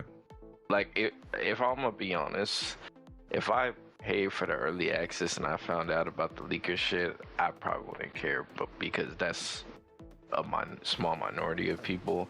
Yeah. But I think as a good faith move, it would be nice to do it. I agree. So apart from this leak, because boy was that hilarious, you know, Microsoft also was talking about, you know, everyone knows Microsoft has their backwards compatibility going on, but you know, a guy named Jason Ronald asked a lot of fans from Xbox to vote on like their favorite backwards compatibility games to come back to like Xbox consoles to be able to be played. And there was actually a list that was put out. So I'm gonna share this list so Angel can also put it up and we can go along with it together. But it was very interesting seeing some of the games up there. So there was a total of 350,000 votes for this, and they were on both the OG Xbox and 360 in terms of games that could come back as backwards compatibility games. So for the original Xbox list, there was a lot of gems that I saw here, and this is the top 10. I guess I can go down from 10 to 1. So we have Sonic Riders, banger. We have Crash Twinsanity at 9. At 8, Ultimate Spider-Man. 7, Spider-Man 2. That's actually my favorite Spider-Man game in the series. 6, we have Burnout 3 Takedown. 5, this might surprise y'all, but Def Jam Fight for New York. Number 4, we have Sonic Heroes. Number 3 is, this is a game we covered in the game GOAT OST, but Need for Speed Underground 2. At number 2, one of my all-time favorites, Jet Set Radio Future. And at number 1, The Simpsons Hit and Run, the GTA Simpsons version. What do you guys think about the OG Xbox list? I think that's a fire list if you ask me. I think it'd be crazy if they brought back even like 3 of these games out of the top 10. Like, even if they don't bring back every one of them, but if they could bring back every one of them, that's a lot of hits. I hate when people hate on retro games and say, oh, it's old, I ain't going back to that, when these were actually the games that started off a lot of hits in their genres. Like, it's crazy. Like, we wouldn't be having a Forza Horizon if it wasn't for a Need for Speed Underground 2. We wouldn't be having, Sonic Crossroads without Sonic Riders. We wouldn't have the hoverboards. You know what I mean? Spider-Man 2 crawled in order for you to get the Sony Spider-Man game. So a lot of these games kind of set the bar, and over time we had different studios, different companies trying their name and throwing it in the hat, trying to get their game to stick just like these ones. And I think some of them did good jobs with it. I'm not the type of person to hate on retro games. That's not me. I might hate on platformers. That's just a bit different, even though I played a lot of platformers growing up. But in terms of retro gaming, it's nothing like going back to an old game you used to love and playing it again and it feeling like the first time you ever played the game. That's how you know it's a good game. I agree. But new games nowadays, you sometimes don't even get that feeling. That's the crazy part. But apart from the top 10 OG Xbox list, they also did a 360 list. Now this was a bit different and a bit eye-opening because this list was actually dominated by Transformers. So again, I'm gonna go from 10 to 1, and at number 10 we had Deadpool. So that's not bad when we talk about starting off a list. Number 9, we have Spider-Man Web of Shadows. So a lot of Spider-Man games too. This is number for PlayStation, 8, right? What happened? You said this is for PlayStation? No, for Xbox 360. So the first list was OG Xbox games, and then the second list was for Xbox 360 games. So these were the backwards compatibility games that people voted on, and there was over 350,000 people that voted on these games. So at number 8, there was Transformers Revenge of the Fallen. Number 7, Transformers the Game. Number 6, Spider-Man Shattered Dimensions. Number 5, Transformers Dark of the Moon. Number 4, Transformers Devastation. Number 3, again, Need for Speed Most Wanted 2005. Just to make that clear, 2005. Number 2, Transformers Fall of Cybertron. And number 1, War for Cybertron. So if I had to count them out, 1, 2, 3, 4, 5, 6, out of the 10 games, 6 of them were Transformers. Yeah, I didn't know niggas was on Transformers like that. Me either. That is crazy. But you know what? They're probably, obviously, they're probably taking out games that are already remade and can currently be played and stuff like that. But I'm still surprised by seeing all the Transformers stuff, not gonna lie. I'm surprised too. And then in terms of games without big licenses that would be easier to get out there quicker than some of these other ones that we saw in the last two lists, at number 10, 25 to Life. Number 9, Remember Me. Number 8, Singularity. 7, Gun, great Western game. 6, Dark Watch. 5, The Saboteur. EA, man, that's when you was in your bag. Number 4, Wet. Number 3, Brute Force. That's an OG Xbox game. Number 2, Eternal Sonata. And number 1, Alpha Protocol. So those were the games that people voted on for games to come back into, you know, players' libraries in terms of the backwards compatibility program. What do you guys think about that so far? I think all of these are pretty nice games. I could see why people will pick these. Wow, what are you thinking?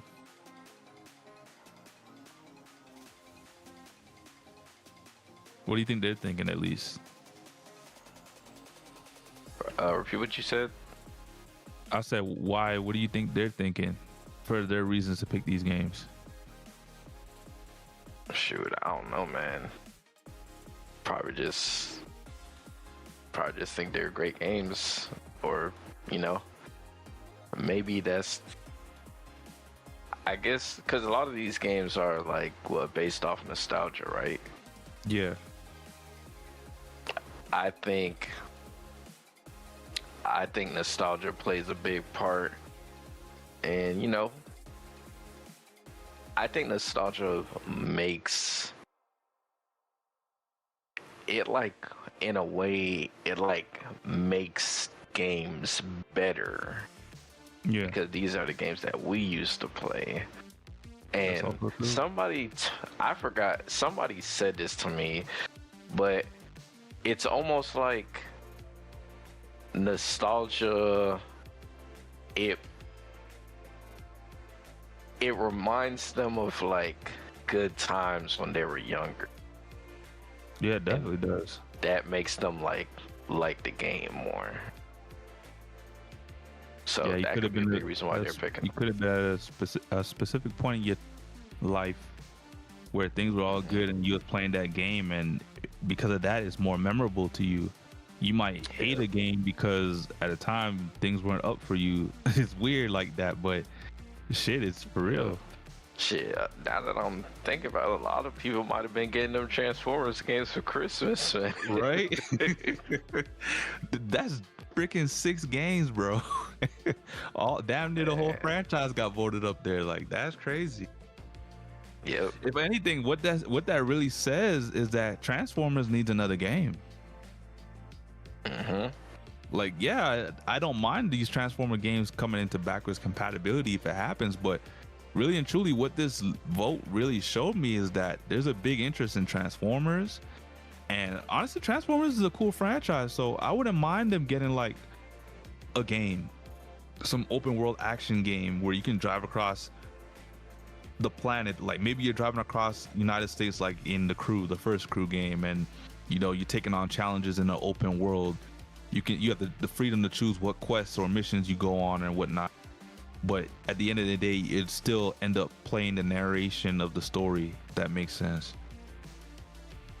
Yep. I definitely think Transformers is past due a new game.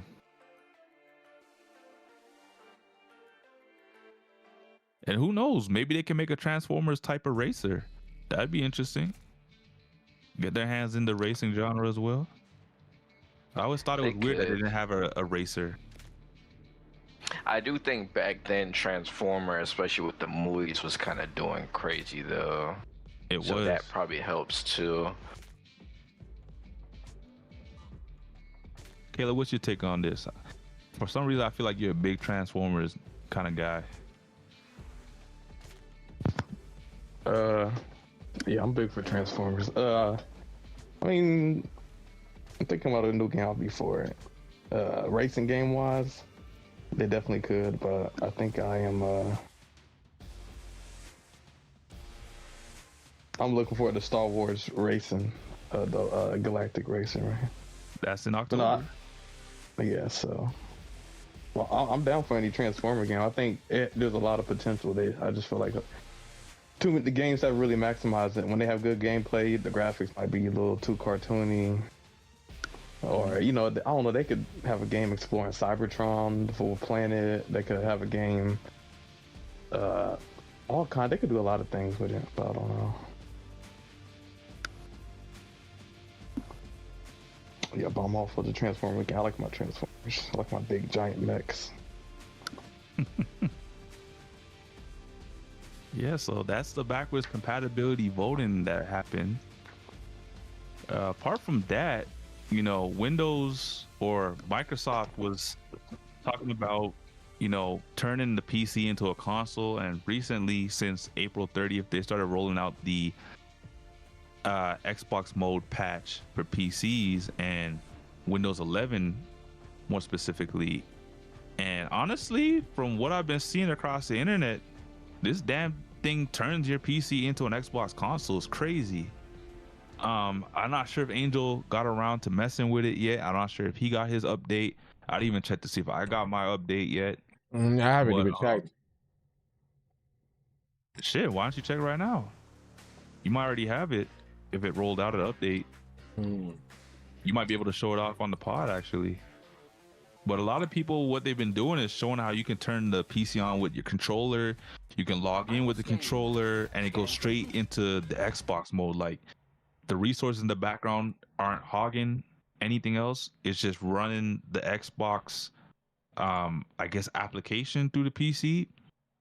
And you can play your games from all the other platforms like Steam, Epic, obviously the Xbox app itself. And it's seamless. Like you don't have to go into Steam the minute you click on a Steam game. It just opens the Steam How do game you activate it?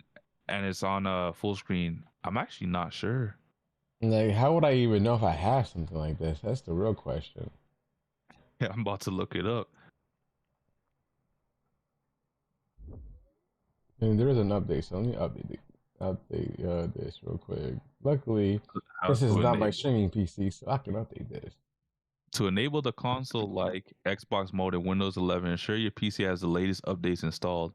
Go to Settings, Gaming, Xbox mode, turn on Enable Xbox mode, or set your home app to Xbox and restart your PC. You can then launch it with the Windows key plus F11. Oh.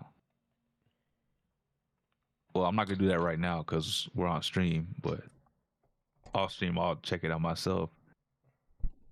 Yeah, I'm rebooting my computer now because it's doing updates, and then I'll show you. Luckily, yes, yeah, I got this, the good thing about a dual PC setup. I can actually do this shit on the fly while y'all still doing the stream. Yeah. Damn, guys, we might see firsthand what the Xbox mode looks like on PC. Xbox mode.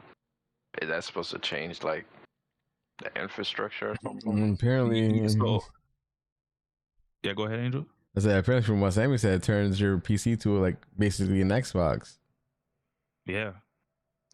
So And I instead think of with loading this into Windows, you're update- loading into the Xbox interface. I'm assuming, right? Yeah. And I'm thinking with this update, this is probably how they're gonna do the hybrid, right? Yes, 100%. This is basically them testing this out before the console comes out. We're basically the beta testers on this. Believe it or not, that's what we're doing right now, folks. We're beta testing it. Which is cool though. I mean, if it's working and it's not breaking anything, you know, I don't see a problem with to it. see what the UI looks like if they change anything. Like a new dashboard or something like that. I want to know, is this saving resources? Are you shutting down resources when doing this and loading it just on the Xbox, or is it using more resources? Like, that's one thing I'm curious about. Well, see, I have the article here as well that we can go through.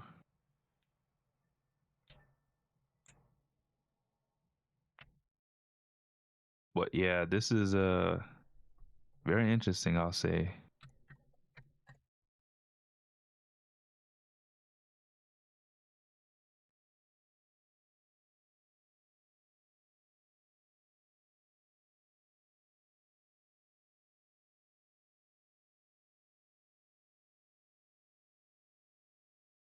Wait, so what is the benefit of this? Because couldn't you already like play a lot of Xbox games on PC?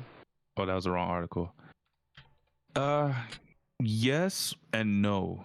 So you can play all the Xbox games, I want to say on PC, all the way up to the Xbox One, and then that's where it gets dicey because Okay. some of the games aren't backwards compatible. Like the reason why there's backwards compatible for the OG Xbox games and the 360 games is because those games got lost due to licensing issues. So it's not like you can easily just go back and play like Fusion Frenzy on PC. I mean, okay, you can.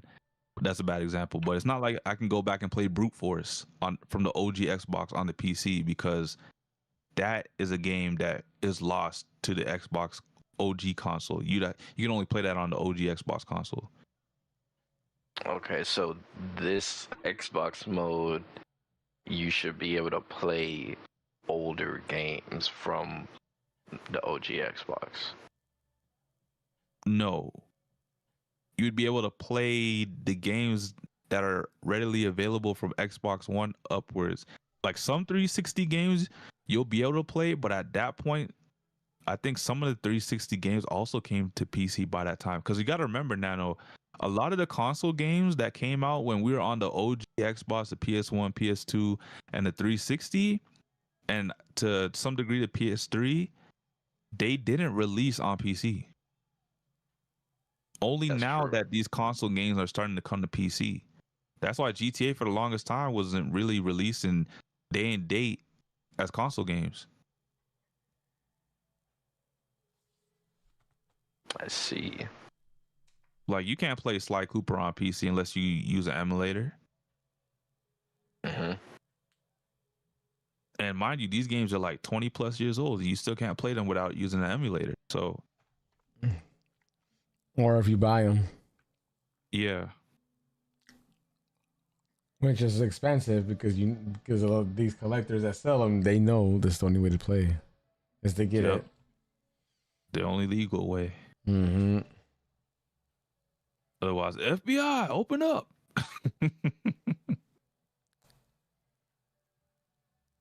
I get it though, but that's crazy because I've seen games that for $500. I was like, damn, bro. Like, Yep. that's crazy. Shoot, even games that get delisted, but you can still play them, go up in price. Like if you got the physical version for the game, go up in price. It's like, oh, people still want to play this game even though you can't really buy it no more. Guess what? I got the physical copy. You want it? $200. Well, let alone you get yourself your hands on something that's rare. Yep. That's hard to find. Oh, the value goes skyrockets. You know what's crazy? I remember this was before Stranger Things came back to Dead by Daylight, Nano. So remember when they took out Stranger Things, the chapter? Yep. I bought the game for like $30, the physical version for the Stranger Things DLC. And I was able to sell it for like $200 if I wanted to. And I sat on it forever. And then news came out that the chapter came back. And then you can only sell that disc for like $30 again. So I was like, you know what? I'll just sit on it because it is what it is. Whoa. Pause. Whoa. Yep. I was waiting for it. He sat on it, guys. He sat on it. Pause. I definitely did not. He But definitely how's did. that update looking? I'm just now logging into the computer after that update. We're That's about to find out, guys. Well, I don't. Hold on. I didn't activate it yet. Okay. But it did. 5 latest features. Battery status. I don't need the battery status on the desktop. Well, it said go to settings, go to gaming, Xbox mode, turn on enable Xbox mode. So settings. You said Or settings. set Where your gaming? home app to Xbox. Huh? Go to settings, go to gaming, and then Xbox mode. Okay, I don't have an Xbox mode.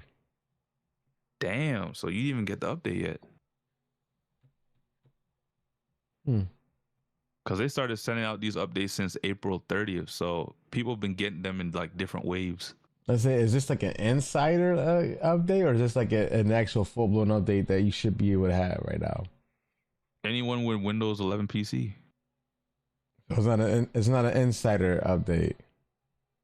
Nope. The insider update happened earlier. This is like a global thing now.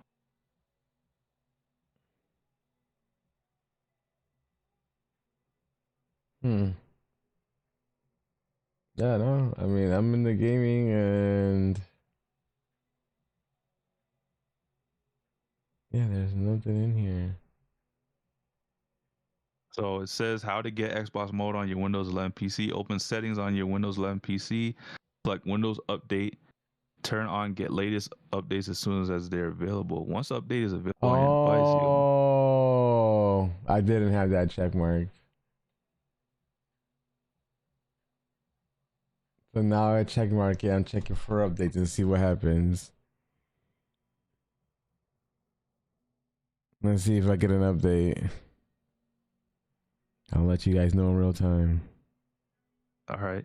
Well, while Angel's waiting for that, I guess we can jump slightly ahead to the next topic coming out of the green camp, which is the Xbox Project Helix leaks. Man, that was I'm not gonna say it. Angel's gonna try and clip me. Crazy. But so far we've been talking about this console a lot. We know it's a hybrid. We know what kind of capabilities and specs it has.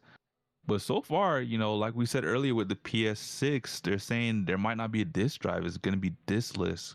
It's going to be more digital than anything. And for me, the only reason why I like having a disc drive is because ever since they brought backwards compatibility, I like the fact that I can like pop in my old 360 games that are on disc, because at the 360 point, that is where I started going digital with my library. So I do have a lot of games on my 360 that are on disc, and if I wanted to play them, I like the fact that I could just pop the disc in and run them, and not have to run interference like, oh, I gotta download this game now.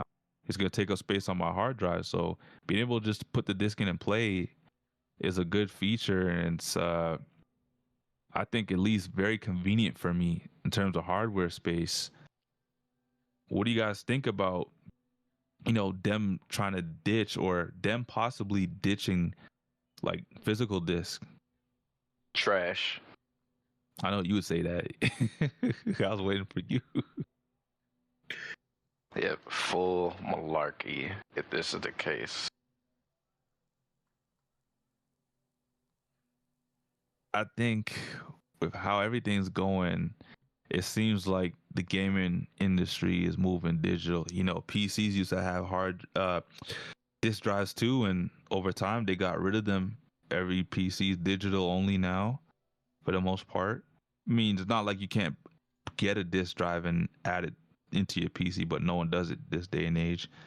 It's seen as like going backwards, you're not evolving. But like in terms of physical games that are on PC, I can't remember the last time I've seen a PC release game that came with a physical disc. Like the age that I remember when we used to pop discs in our PC was when we was playing MMOs, the golden age. Like you had WoW, you pop the disc in and you install all the expansions and whatnot. That's how you did it back then. Nowadays, like you just get it off of Steam. Yeah, nowadays PCs don't even have disc trays anymore. Yeah, it's gone. It's a weird time. So I mean, it's shit. The consoles are starting to be discless now. So like, shit. That is true. I swear, like we talked about this like 3 hours ago. Yeah, a little bit, but this time it seems like both sides are doing the same thing. You know, first it was just Sony talking about how they might get rid of the disc drive or do something how they did with the PS5, where if you got the all digital version, you can get the attachable disc drive. But now it seems like Project Helix might not actually have a disc drive, like either console, whether it's the cheaper the version of the console or the pro version of the console. It looks like both might not have a disc drive. To me, that's weird, because at least with the series consoles, the X, the more powerful console, came with the disc drive, and the S didn't. It was just all digital, and then they have an all digital all digital version for the Series X. So I was thinking, okay, maybe they do something similar to that, but at least give me the option of having a console with a disc drive. I don't know. Like I said, the fact that I can play my 360 games with a disc drive, it was beneficial to me. Now, taking away that disc drive, I don't know. I think it's a very weird situation. On top of that, having the disc drive or no disc drive, they've also started to change the box art for the games, like physical games. Now, if the game is, let me get the image so I don't get this wrong.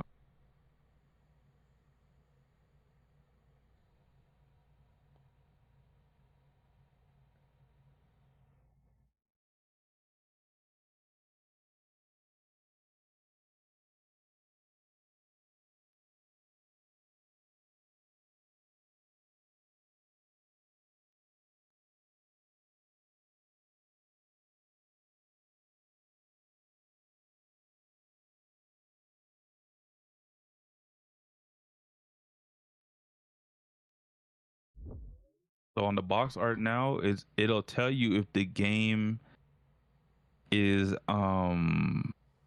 digital or physical. They'll have like this gray kind of bar, and it'll tell you at the bottom that the game is like the physical disc version, or the game is digital. I kind of like that because it tells me ahead of time what I'm getting myself into. Because at this point, a lot of games look like they're going the Nintendo way, where you just get a key card and that's it.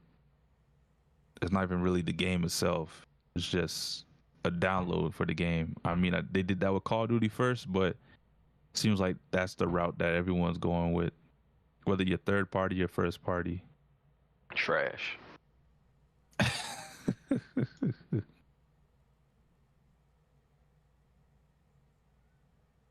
What do you think this spells for the industry? You think this is a new trend that's going to be happening?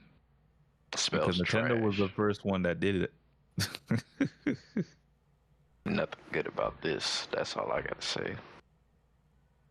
They trying to strip away video game preservation right before our eyes. I mean, yeah, Sony tried to pull the Xbox One and say, no, you got to be online 24/7 or you losing your game. And then they walked that back after they saw the backlash. And now everyone's talking about going digital. I don't know how I feel about that. As much as my library is digital for the most part, just not having the physical should option always is be an just- option. Yeah. I may be an advocate for digital, but that's because I think of it in a way where it's more convenient for me being able to not have all these game disc boxes just lying around somewhere taking up space or eating up space. And if I want to have the game to play, I could just download it at any moment. Notice by having my whole library being digital, I can see everything. But at the same time, it's like, if for whatever reason a game gets delisted and you didn't buy it, it's gone. But if you did buy it physically, it's still there and you can play it.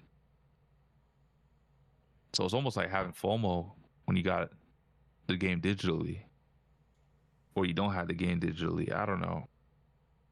I just think if you're gonna go the route, if everyone's going the route that's going digital, and I know PC kind of started this first, you know, it makes it easier for them one day to be like, we can at a moment's notice take your library away. Because I mean, Sony almost did that. Last thing we need is, you know, industry wide, everyone doing that at the same time. I just feel like it's only a matter of time. What do you guys think? Or what do you think, Caleb? Because I know where Nano's at right now with this in terms of physical, digital.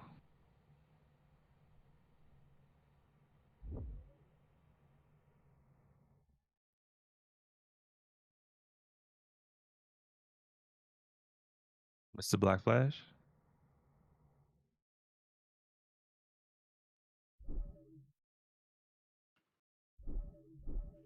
That man in the shadow realm, bro. He over there playing his monkey ball. Super monkey ball. Well, what do you think about this, Angel? I guess it doesn't really affect you that much because you've been digital this most part of your gaming career at this point. Yeah, I'm straight digital, man. Did thought ever cross your mind that, yo, at some point, like, if shit hits the fan, I could lose my library? Yeah. I mean, that can happen. I mean, but at that point, if it happens, I just pirate shit. I mean, why else would that? That's crazy. I mean, We if didn't hear that. if you're gonna steal the shit that I paid for, it'd be shit. That's what you're asking for at this point. I mean, you're not wrong. I mean, like, you know, I paid for this shit, motherfucker. What do you mean take it away? What if they hardware ban your PC? I will probably crash Yeah. out. 10,000 years. Yeah, 10,000 How's years that? is crazy. How's that update coming along? It's not updating. Even with the latest thing available, check mark, it's not coming through. There's no updates coming through. It says I'm up to date, but I don't have the option, so I don't know. All right, I guess I could just send you a video then that has the update mode, and we could just play it in. I guess we can wrap up there because that was the last topic. Okay. Okay. Oh, you said we just covered the last topic? Yeah, this would be the last topic, I guess, because we came back to the Xbox mode. I figured Angel would have had it by the time we finished the diskless shit. Whoa. Well, you got it? What? Oh, I thought you got it. You just Crazy. Sam, you're crazy. You a sussy motherfucker. you just made a noise, so I was like, oh shit, he got it? You know what you wanted me to say. What? What? Hey man, what's going on with Angel? Nano, talk to your boy, man. Man, that man out of it, bro. Crazy. Man, scaring me. You scare me, Sammy?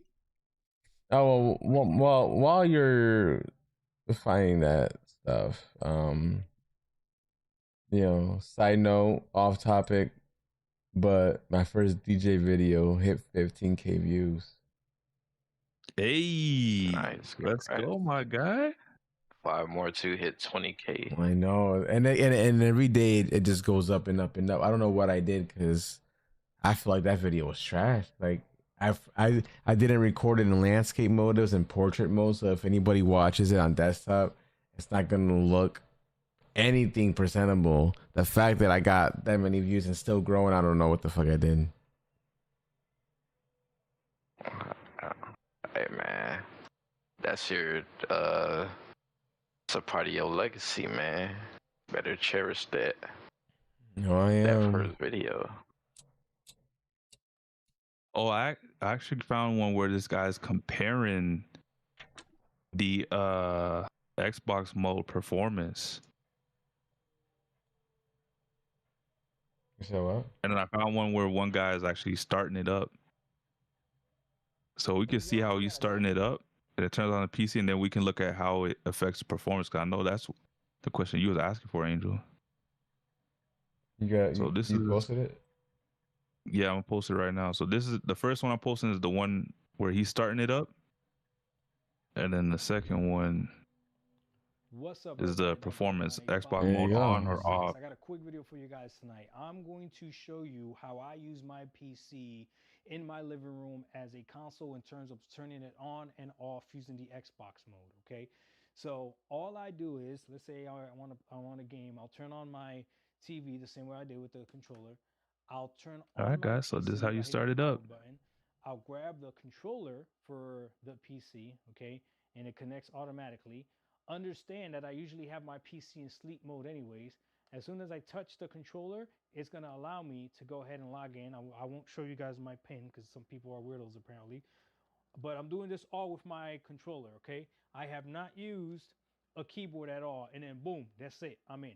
So I literally turned on my PC. I turned on the TV, and all I used was my controller. And because I already have my Xbox mode set up, and you can set it up however you want, I have Spotify and Steam already open for me if I want a game. Now, realistically, I could launch Mad Max directly from the Xbox app. Like, I don't even need Steam open. So like, I'll show you. If I go ahead and I close Steam and I launch Mad Max, like, it's just gonna launch it, and then I'll be able to play. Like, I don't actually need the Steam app open. I just typically like to have it open as well. But I can That do looks that. I clean. can play games. I can play music, whatever it is that I wanna do. I'm gonna show you how to turn it off as well, because somebody asked me how do you put it to sleep from the Xbox mode. And same thing, everything I'm doing, I'm gonna do it with just the controller. No need for a keyboard or anything like that. Now, like I said in my previous videos, I do have a keyboard just in case I need to use it for anything. But since I've been using the Xbox mode since it came out for me, because I have the Insider, what's it called? What's it called? I have the Insider program or whatever. I haven't needed to use a keyboard at all. So it's been phenomenal. Okay. So we'll let Mad Max load, and then we'll run around a little bit. Then I'll end the game. Now, there's plenty of videos online showing you how to turn your PC into a console-like if you want to, but there's other things that you have to do to make that happen. This is natively the Xbox mode, just turning your PC into console-like if you want it to be that, okay? And to be honest with you, I think Xbox has done a tremendous job with Xbox mode. I'm not gonna lie. So far, I like it a lot. And when I say I like it a lot, like, I mean I like it a lot, right? All right, so we play a little bit of Mad Max. Let's say we're done playing Mad Max, right? I'll go here. I could go ahead and exit Mad Max just like that, right? I just hit, again, there's so many different ways. I could hit the Xbox button, just tap it, and it'll bring the Xbox game bar, which will show the latest, the top 3 games that you have recently played. And if you're in a game right now, it'll show this. I can hit this X button, and it'll go ahead and get me out of Mad Max, or I could hold the Xbox button, right, just like that, and I can close it by pressing X, just like that, and then it closed it as well. So there's multiple ways to end the game if you want. Okay, I'll go back home, and then if this is a great way to, PC, I hit the Xbox button. for people that want to get a PC but they don't want a PC at the same time, Yeah. because you have a console-like experience on the PC. Some people like the simplicity of a console, so you're pretty much, you got that conveniency on a PC now. So if that was your turn off from getting a PC, now it's no longer a turn off. That's a fact. And then again, Xbox mode. I know a lot of people just want to plug and play, and I get it. Like, me coming from PC before I got my first console, like when I got my first the OG Xbox, like it was so easy to just get in and play. Whereas with you on PC, you had to start the PC up, you had to load a bunch of programs first, and then load a launcher, and then go the game you're trying to play. Whereas the OG Xbox, you turn it on, put the disc in, and you started playing. Yesterday I watched the Lakers game with my son. So it was more seamless back then. Still is now, but it seems now that the PC's caught up and it's seamless. You can just go right in there and it feels like you're playing on a console. Xbox mode. But I don't want to make this video too long. I'm gonna go ahead and end it there, and I'm gonna go ahead and update my my game. Are we able to see the other one with the performance? Because I'm curious on that one now too. Oh, is that the one? Is that what? Gonna answer The my second one question underneath this on one. the performance Yeah, of it. Oh yeah, I'm definitely want to see this. because that would also tell us like how optimized this program is, or this app is in terms for gaming.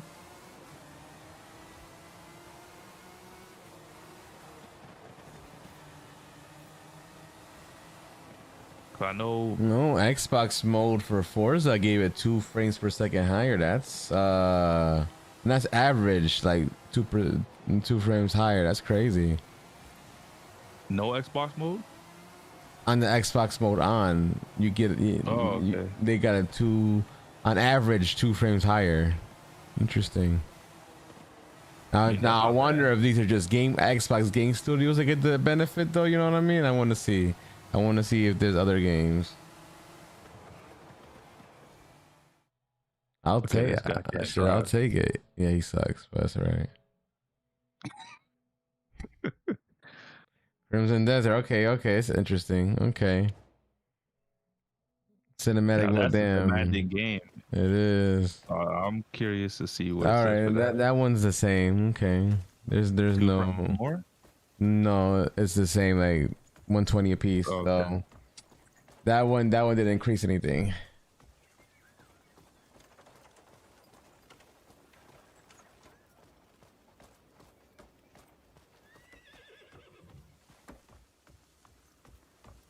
Thing. Nano, this is the game you could be playing right now. Man, they don't care about that shit. Yeah, but I'll play it when I get to it. I mean, you could play this over Sorrows. Just saying. Got me fucked up. Hell nah, man. This is the game, man. Cyberpunk 2027. So far, the trend that I see here is that there is no drawback if you do turn it on. You know what I'm saying? Like, you're not losing anything so far. From what I see here if so anything, far, you're more so benefiting then. you can benefit because in one game you did get 2 frames higher. So, you know. So it's doing something then. I think it's pulling the resources to the Xbox app, if anything.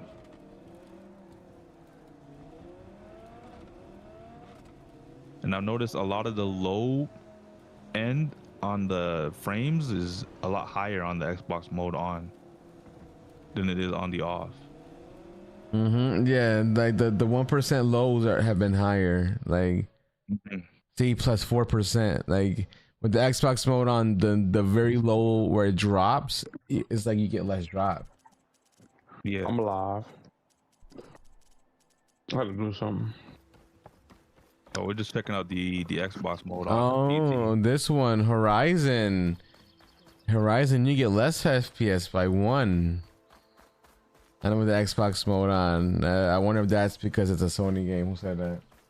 That's crazy. Damn. Why is it that the one game that does horrible with this mode on is a Sony game? Come on now. The irony is crazy. Damn, Sony's like, yo, so you gonna play your games on PC now? Yeah, you gonna play them, but at a lesser degree. That's crazy.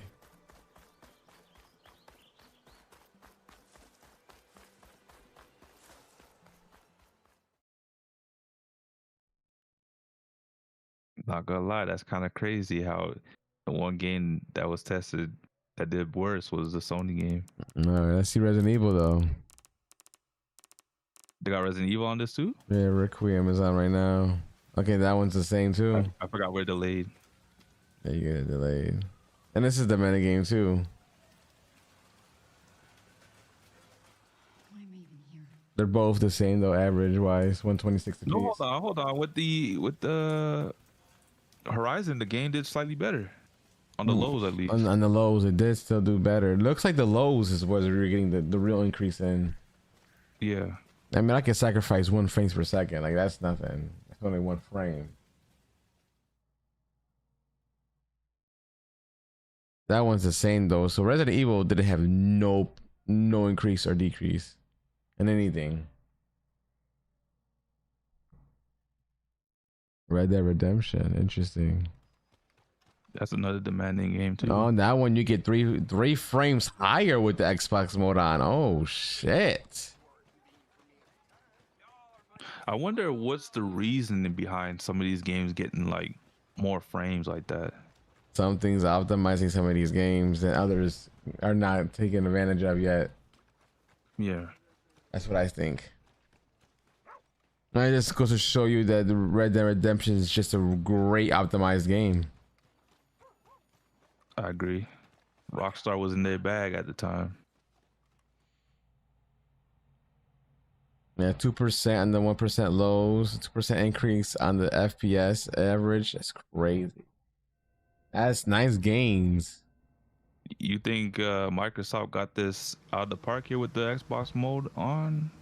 I mean, I don't see nothing wrong with it. I see, if anything, there's all good things so far, at least for performance. If anything, this will only get better as the Project Helix drops, because technically we'll be beta testing this as PC players, and obviously they're going to implement updates to benefit the Xbox mode. I was just curious to see like if they changed the dashboard, because then we know what the next console's dashboard would kind of look like, if anything.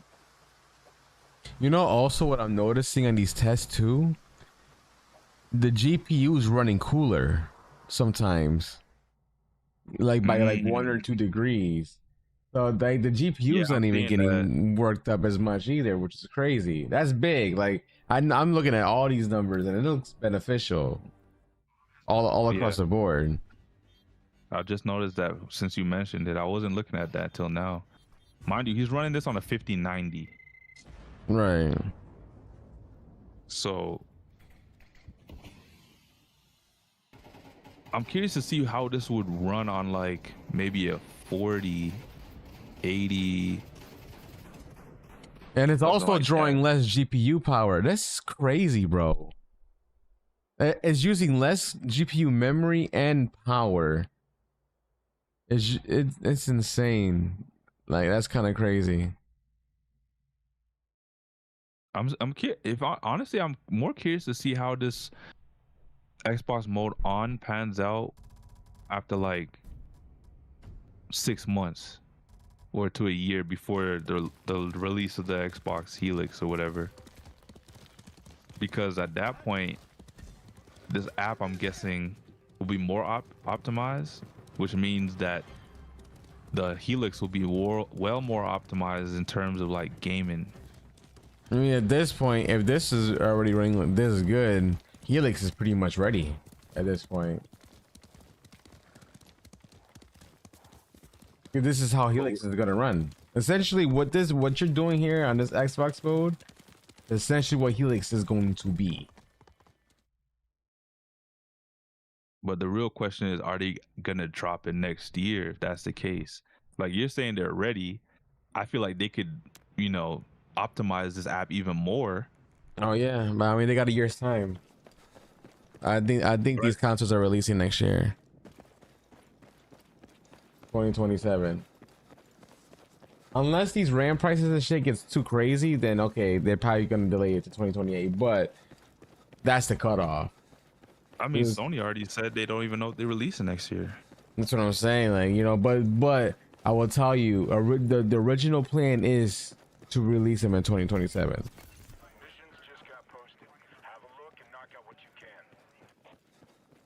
But with AI fucking ruining shit, that might not be a thing.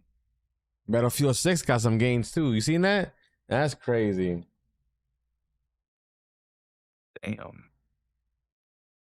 Yeah, it's averaging 2 more frames. It's that's big gains. I will say big gains, especially on a shooter. I would say it's worth it. I think once I get it unlocked on mine, I'm gonna probably use it since my main PC is just for gaming anyways. I don't do nothing else with it other than game on it. Yeah, I might as well turn it into a console-like experience and get that performance increase for some of these games. Do you think this is better than the Steam Big Picture mode then? Because I know they have that. I don't know if it does anything in terms of like Somewhat. optimizing your PC. Yeah, I don't think it does. I don't think it does, to be honest, and that's why I would. And plus, this one is integrated with Windows, so Microsoft's built this to make it run better. That's probably why. You know what I'm saying? Yeah. But I mean, in terms of like the experience, do you think this will be a better, like a full screen experience on a PC than the big picture mode from Steam? Yes, this is a full blown PC desktop mode, damn near. So it looked like the Steam machine's gonna have some competition. That Steam machine is dead before he came out. But you've been hating on that since it was announced. I just don't understand the point of it when you got a Project Helix that's about to be better than that. Like, why would you buy a Steam machine over a Project Helix? Let's wrap this up, man. We are over the 4-hour mark, man.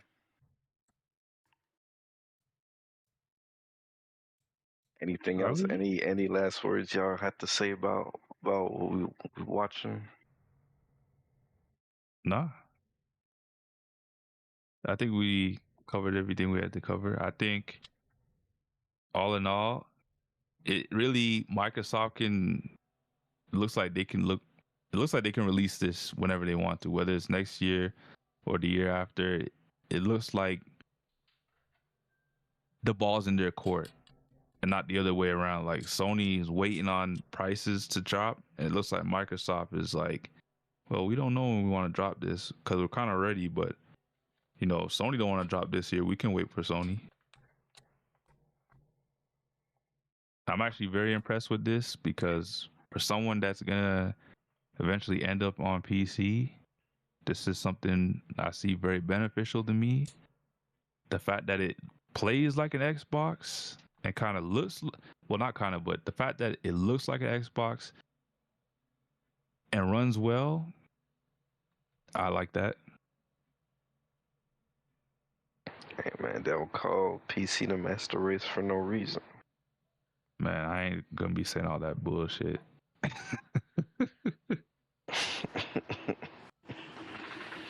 Well, I guess Mr. Sammy, man, well, any final words? Sony and Bungie, y'all need to sit down and have a talk. You know, do the right thing. The right thing is forget Marathon, cut your losses while you can before you lose $1 billion off of that one game, and just focus on Destiny. That's the bread and butter right now. I think you have the blueprint. All you need to do is put the resources behind it. And you'll recoup that 200 million that you lost. I don't know how you recoup a $500 million. The longer that game stays out, I think you're gonna lose up to $1 billion, if not more. And apart from that, you know, Forza Horizon, 5 days. I'm gonna be on that day one. I don't know if I'll be streaming day one. I gotta see what day that is.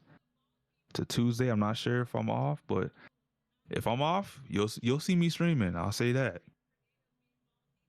But yeah, excited for that game. That's all I gotta say. Okay. I guess I'll do mine. I'm not gonna. It's not a long one, but Liza P. Stellar Blade. I'm glad we're getting sequels for those games, and that's gonna be it for me, Mr. Caleb. This man still playing monkey ball. Well, all right, man. Caleb is AFK, so Mr. Angel, go ahead and end it. Oh snap! I'm here. I was just about to say, this man said he came back and he Came back really and left. come back. Came back and left again. Yeah. Is that good, huh? Yeah, shit, I don't even know, but you know what I'm saying? Shoot. Flash out. How about that? I don't even know. But yeah. Man, Caleb says, side note, stop spoiling the boys. That's fact. Wait, the boys got spoiled for you? So right before I was Oh, watching wait, hold on, hold on, hold on. Don't episode spoil it for me though, because I haven't watched this season 7. yet. No, I'm not. So like, Okay. I was like, oh, the boys episode comes out tonight, and before the episode even came out, the dude had the spoilers of what was going to happen. So This is why I don't. This is why I don't ever be on my phone anymore. At this point, but they do have spoilers for the last episode, but I didn't really see them. It was like a bunch of things. I only saw like one part had to do with like the deep, but I'm not gonna lie. That's how I got spoiled with Invincible. Before I even started watching it, me and Nana were talking about it, and then all of a sudden, my YouTube timeline got switched up with bare Invincible shit. And I clicked on one thing. yeah, it's almost like you have to make And, another yeah, account man. if you want to look up that stuff, because you don't want to have that on your main account and just you a video you that know- has a you spoiler know, in the title. it doesn't matter because if you talk about it, Sammy just said he started talking about it, then his YouTube changed. Yep. Wow. It's crazy. listen, It's crazy, bro. It's crazy how that happens. That's all I'm saying. It's crazy how that happens. They'll be talking about something. I guarantee you were talking about this. It's gonna pop in everybody's phone that can hear you talking about it. Yeah. Sorry in advance if your timeline's cooked now. I mean, you guys see nothing but Invincible again. Well, I mean, if that's everything, and we'll close it off. So, nice podcast. A lot of topics. A lot of craziness happened this week. A lot of leaks. A lot of talks. A lot of game news. I like it. GTA 6 about to be the best game ever. Who said that? A role playing. Maybe we'll open up our RP server. Who said that? A La Familia freaking GTA 6 RP server. Let's go. I'm going to Nano's house. That's crazy. Oh, we can make a Speedstorm house, yo. Oh, the possibilities are endless. Xbox, PC hybrid, that shit about to be crazy. PlayStation 6 and the PSP 3, whatever you're gonna call that shit. You'll get The Last of Us fucking remaster times 3. Yeah, it was a wonderful time to be gaming. The Bungie, RIP, my guys. You had to run. Halo, Destiny, You decided to offer your company over Marathon. It was nice playing your games. Until the next one, I guess. You guys like the cut. Guys like the content. Like, subscribe, hit the bell to get notified whenever we go live. We go live on Wednesdays. And we'll keep you updated on the Speedstorm, entertaining news, gaming news, whatever happens in gaming. We usually cover it all. So, much nuts to all of y'all. Have a fantastic rest of your Wednesday, and we'll see you on the next one. Welcome to the CrashOut.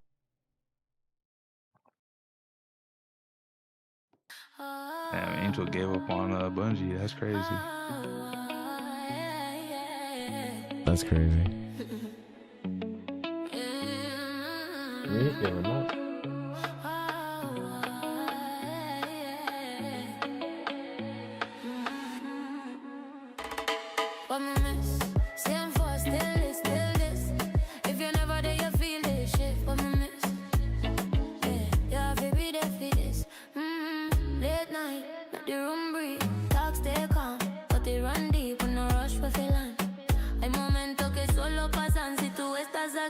Stream cut shot, but the vibes there. Flips can't catch it the same way. Si tú sabes, you know all good. Next one stream, that's how you understood. That feeling. That's timing. But me same for still is still.